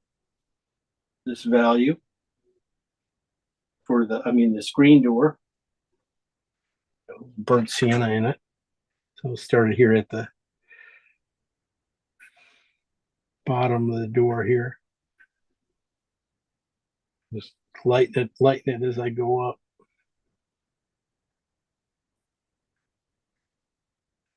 Lighter touch.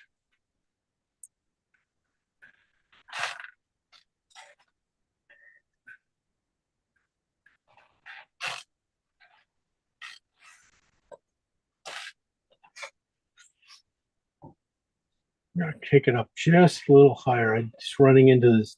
There's a tangent between the building behind it and that thing here. So if I got to take that up screen door, make that just make sure those two aren't the same spot. That looks better anyway. All right, so those are basics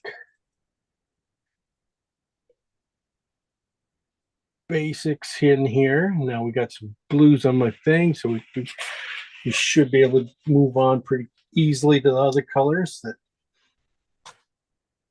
are coming through. So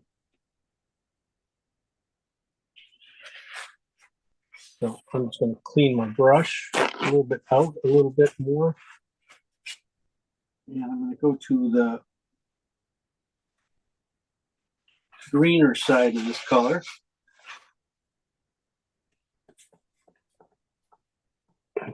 Paint the sky. The brush is clean.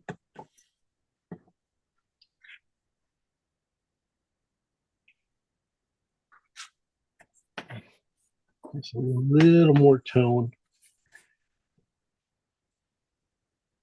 Maybe a touch more blue too.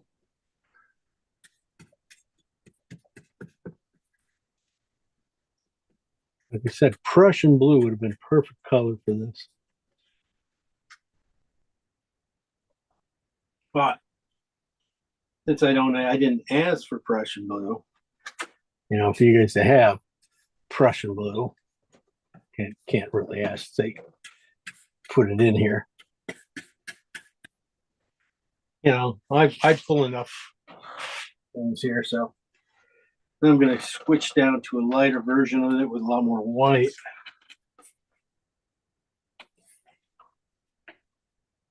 Oh, you cannot tell that's a lot more white.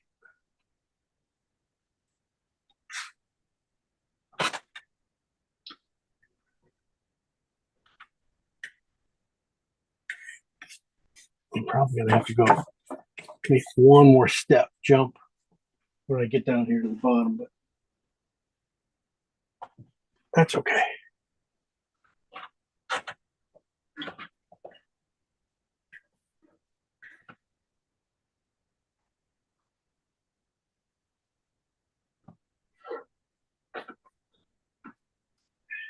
Getting close to that edge without touching. I just don't want to touch burnt umber or burnt sienna here until I have to, right like that.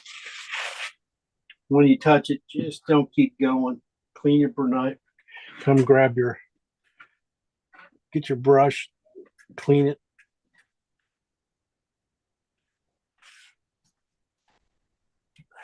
Because it's gonna just cause more work. And you can always hope that the gonna work out, but it usually never does. Just adding a little more white to my color here. Get to the mountains, and then I'm just gonna lighten it up because it's only really has to be lit up. A few spots here.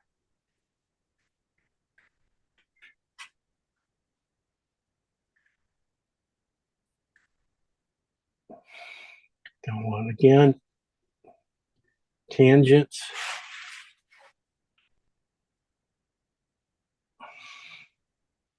Bring my mountain down. I don't get.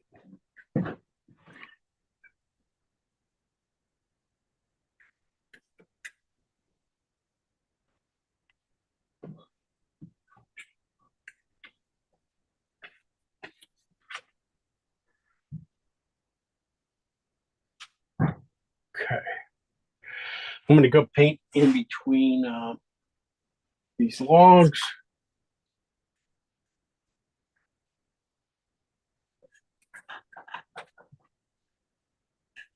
Overstating it a little bit.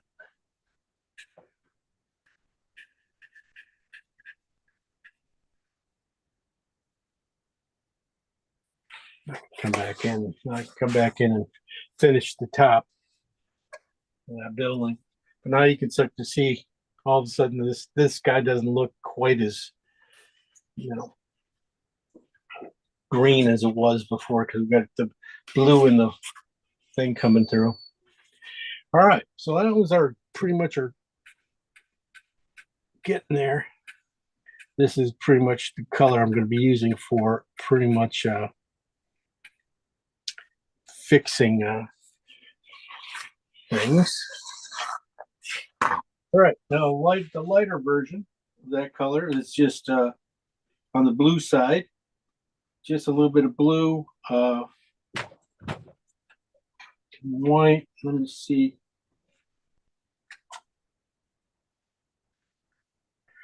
Kind of feeling just a little bit of, I do have alizarin in this thing. So this is a great spot to at least to test your colors, because it's probably the easiest spot stroke you're going to get to do in the painting.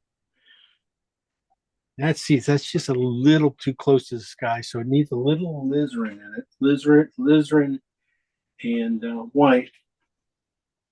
So it's going to gray it out and cool it off a little bit more.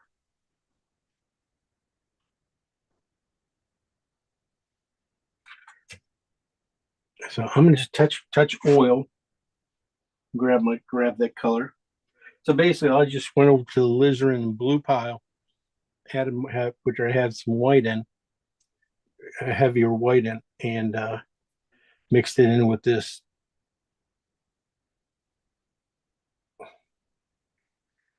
That's really a lot closer, and doesn't look like that. This will definitely, get the doors, these guys first.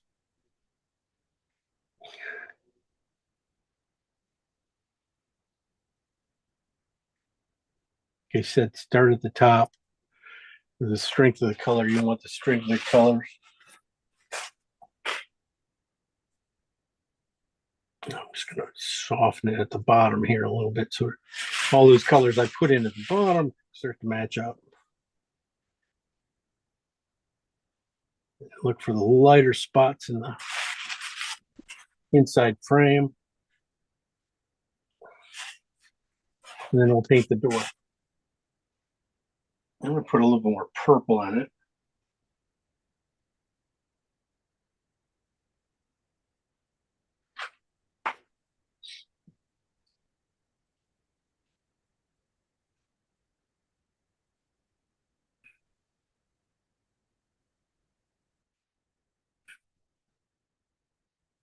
Sorry about the barking.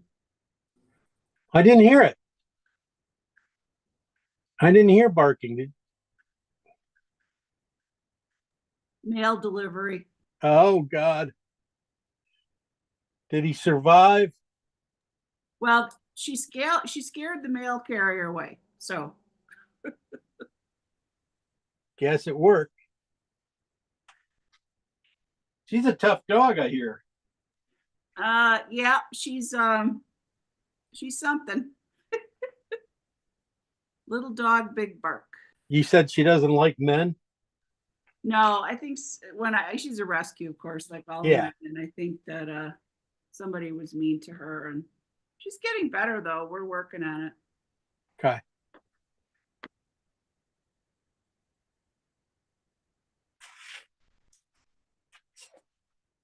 Yeah, door's gonna have to go a little bit lighter, and there's a few spots here on the edge here. This guy is gonna get lighter. That might be too. Now I'm just looking at it, going,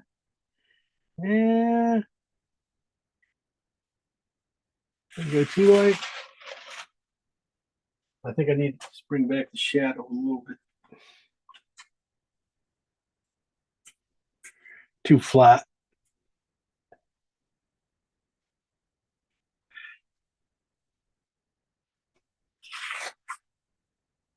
Too flat. Too easy. Too easy of a stroke.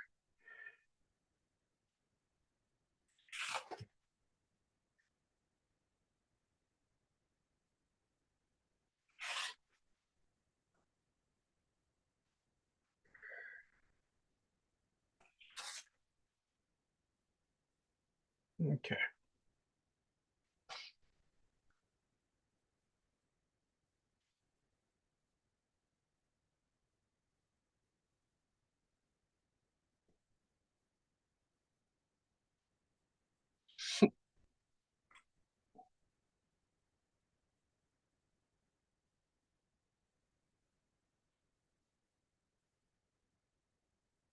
go a little alizarin and red to it.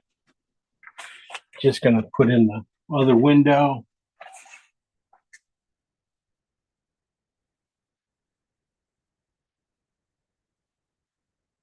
I said cat, red into it, just a little cad.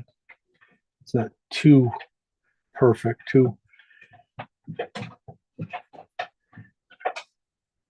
Then you can start to, if you want, I'm gonna put this banner or this little thing in here too. So I'm gonna start bringing in some of the red into that.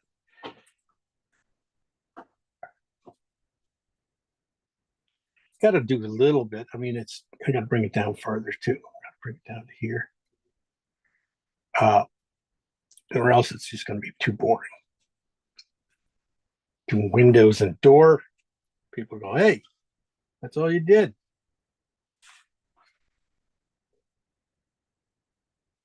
Yeah.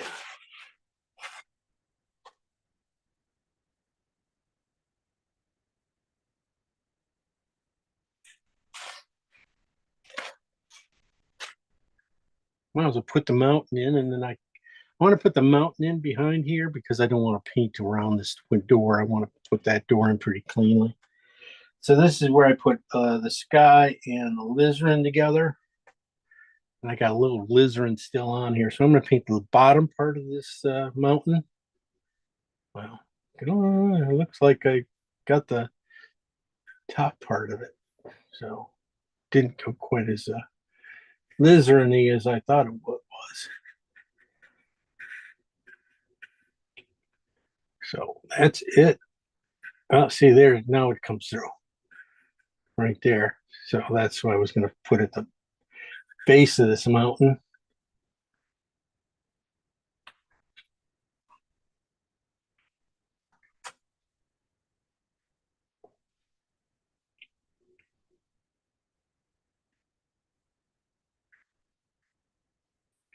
And I can just clean up everything else with, I think so.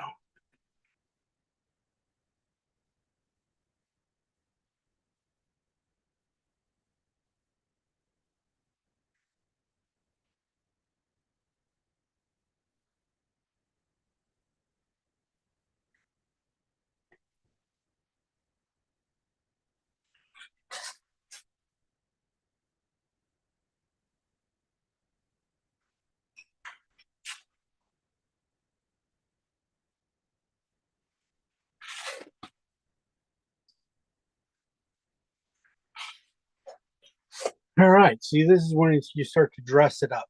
Now it's pretty much you got the guts of the painting in, everything's there. You got this blue purple. It's really nice. Might be perfect for just a little windowsill color right here. That's good. Look for it inside the window here before we put on any put on the minions and things like that. I'm gonna go just a little green. This door here, just want a little purple, and I just want the outsides go a little greener. This is just phthalo green and burnt sienna. Our first colors were made up.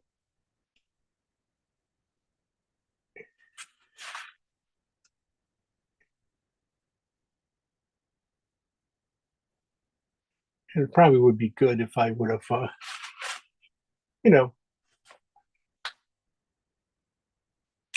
drawn that straight.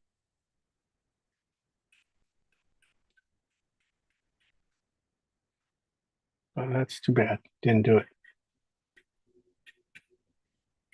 A lot of purple in that too yet. So I just wanted to get it just a little warm because I'm going to be putting in some of the highlights in there again. A lot of things, like, again, I go back into these windows one more time, and when I do all this stuff and try to get a little more darkness here and there, or I still get that light yet foot through the doorway back in here, come in. So we're getting it in.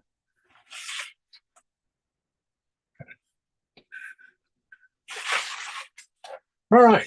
How are we doing time wise? Should probably get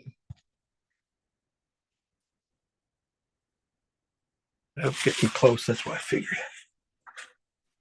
And put in the chair and the board for you real quick. I need to put it in lighter than what we got here for at least the seat. I want that seat that has to catch light, and it needs to go over the door. So one of these new colors, these colors we mixed up, browns we mixed up for the building will probably be perfect. And I'm just going to start off with the square part of it and make sure I cross, get across here.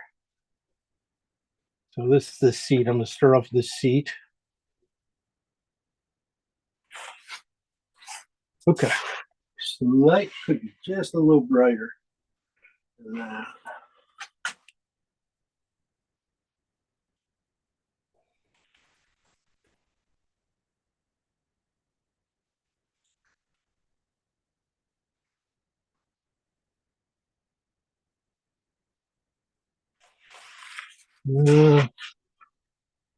Did not do what I wanted.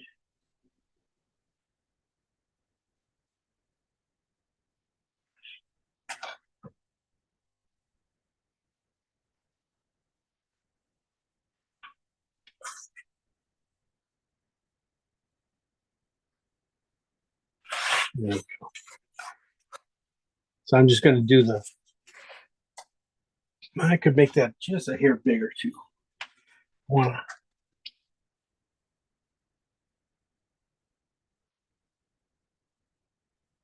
There you go. That feels better. That way I can get the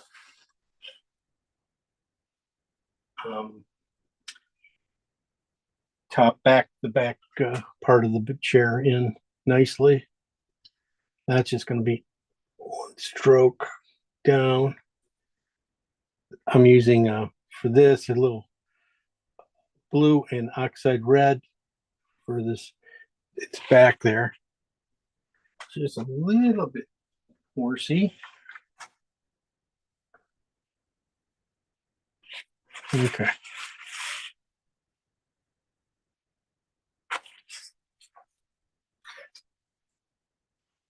I'll just use my knife with blue and oxide red on the red side here. If I have paint everywhere, it's good, that's okay. I'll just put it in anyway. So there's just the straight corners down. Just going to draw it straight down.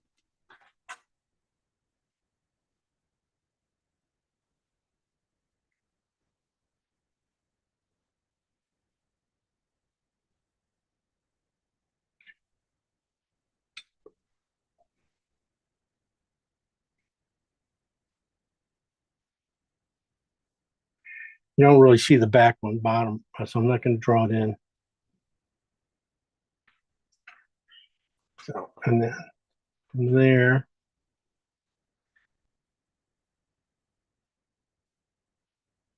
meet up with that. You meet up with the shadow. Put the shadow in there. So, and then the back of the chair. I'm going to take that chair. I'm going to take that back up too a little bit. Looks like yeah, I'll take it up to here.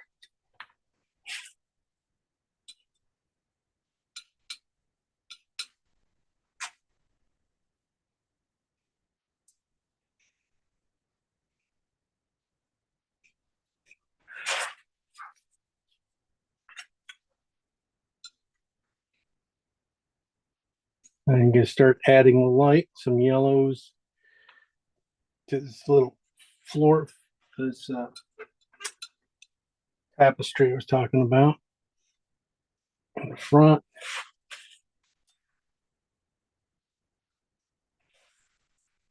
Like I said, the ground here doesn't change a ton. So let me bring in,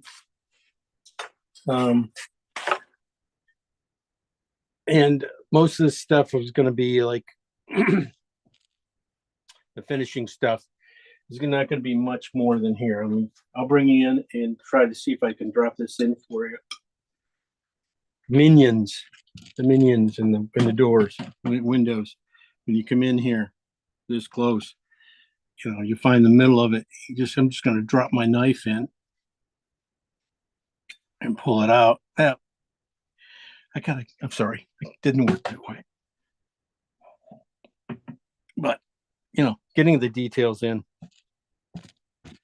it's going to be fun. Let me try it again without holding the thing. Because I got to be able to lay the knife directly down.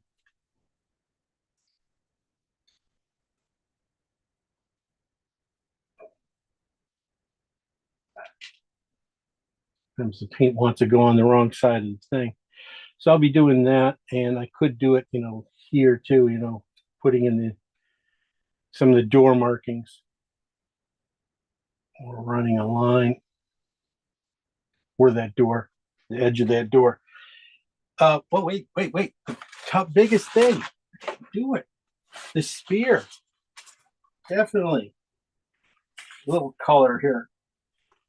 The spear comes from top of that window to the door to right here.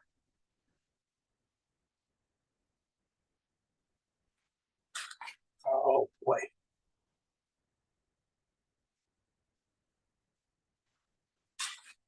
Right there. See, there's the spear. You guys didn't think I'd get it in.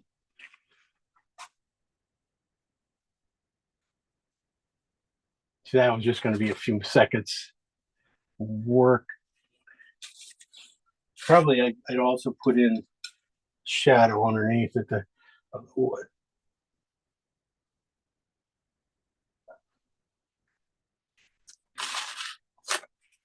Wow.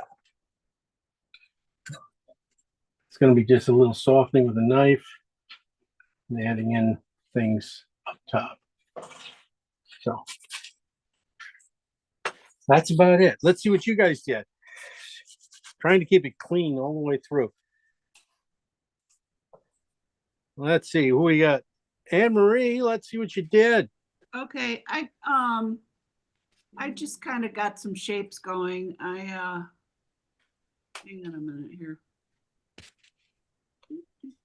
Oh, there I am. Yeah, I have a long way to go, but I got some shapes in.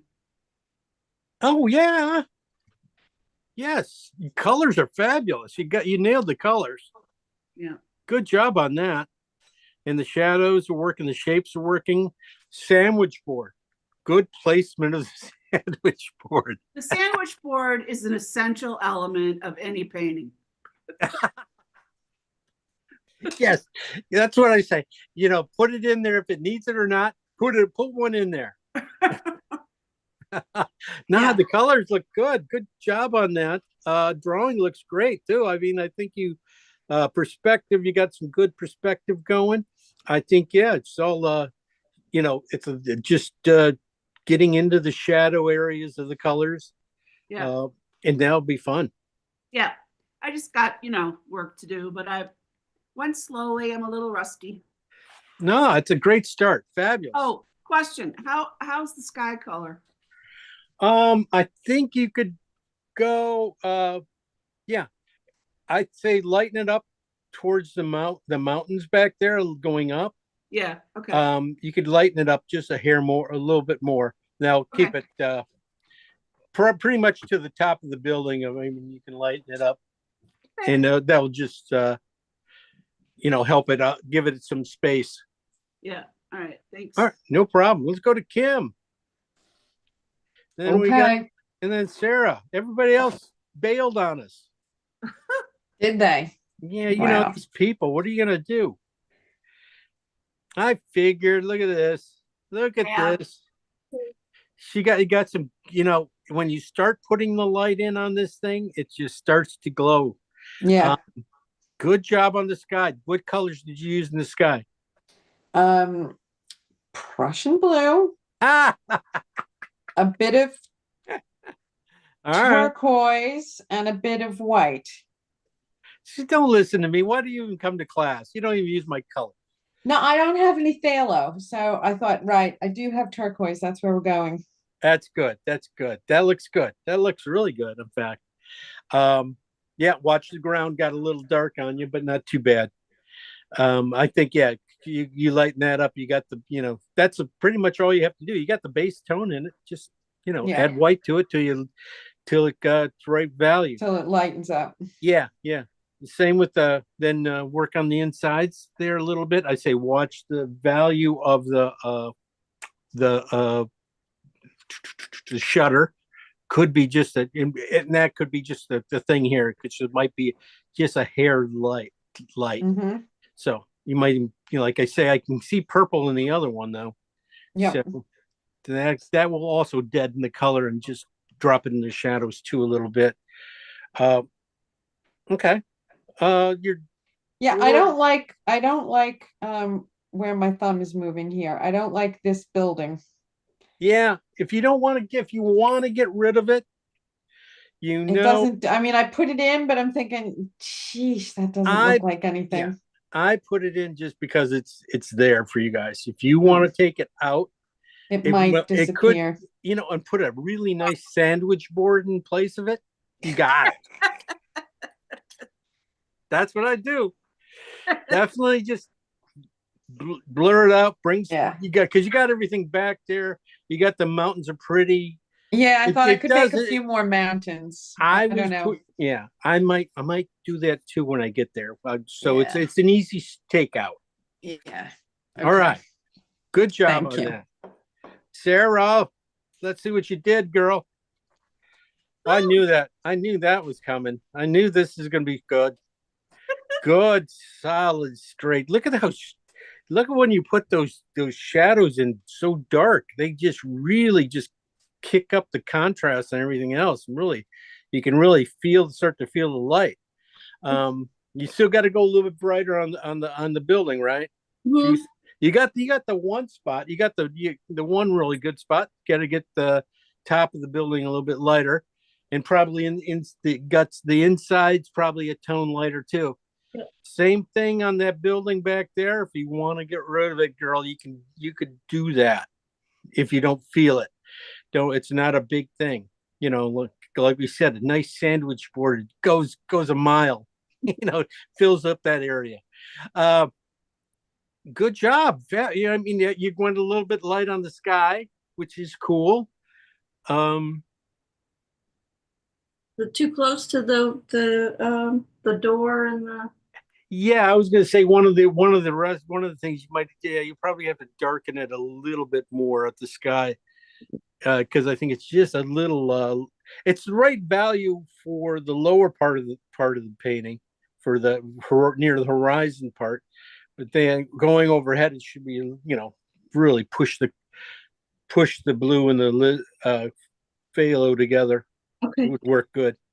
Look at how you did a great job on the ground too. Look at that. Oh, thank you. Good job. Mm. Yeah, I like, the contrast really works out, really helps, solidify things there really nicely. Mhm. All right. Good job. you. Thank you. All right. Let me get out of here. And all right. I'll finish this one up. Next this was supposed to be our last week, but I was sick one week and they had to add one in. So we'll have next week. If you can't make that, you can do this Monday night if you want. Also, since I'll be gone pretty much all of June, we won't be doing anything till probably mid-July. Okay. I'm going to give you guys, some codes and stuff for some of the other classes, so you can do Monday night's class. If you get, you find yourself some free time, you want to still paint on a Saturday, you can, you know, you can still go to that and see some things, and try some of those paintings. So you can try Monday night's paintings, and Monday nights can try some of ours, because there's a lot of people calling for that cow, the cow painting we did, and the line painting and things. We've been doing some nice animal paintings here, except for this one. We went off course a little bit, but I just don't want to do totally animals on you guys. Next week, though, we'll see what we got. I'm not sure what I have store for you. I'll look it up. I like the surprise. Okay, Yeah. good. All right, be surprised. So when are you guys back from Tuscany? We don't get back till the 28th of June. June. Okay. So 28th, yeah, gosh. Yeah, I'll be so and Right around the then corner. it's 4th of July right after that. So, Yeah. and gotta, pet the dogs for a couple weeks. And then I gotta go to the cottage, and then I gotta get these guys back to work. They're gonna have too much time off.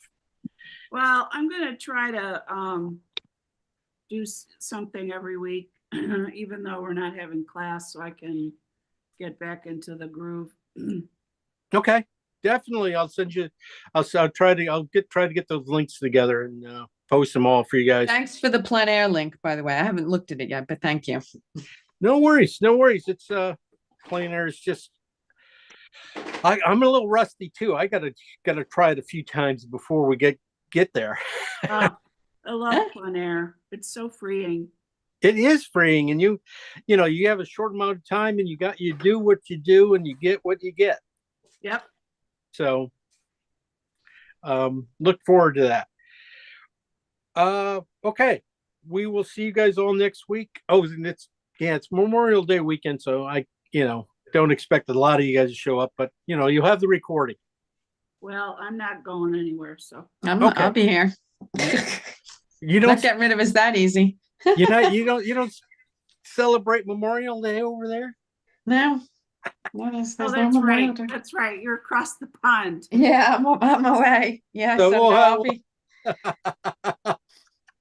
All right. All So right. all right, we'll see you all Bye, then. everybody. Bye. Ciao, bye.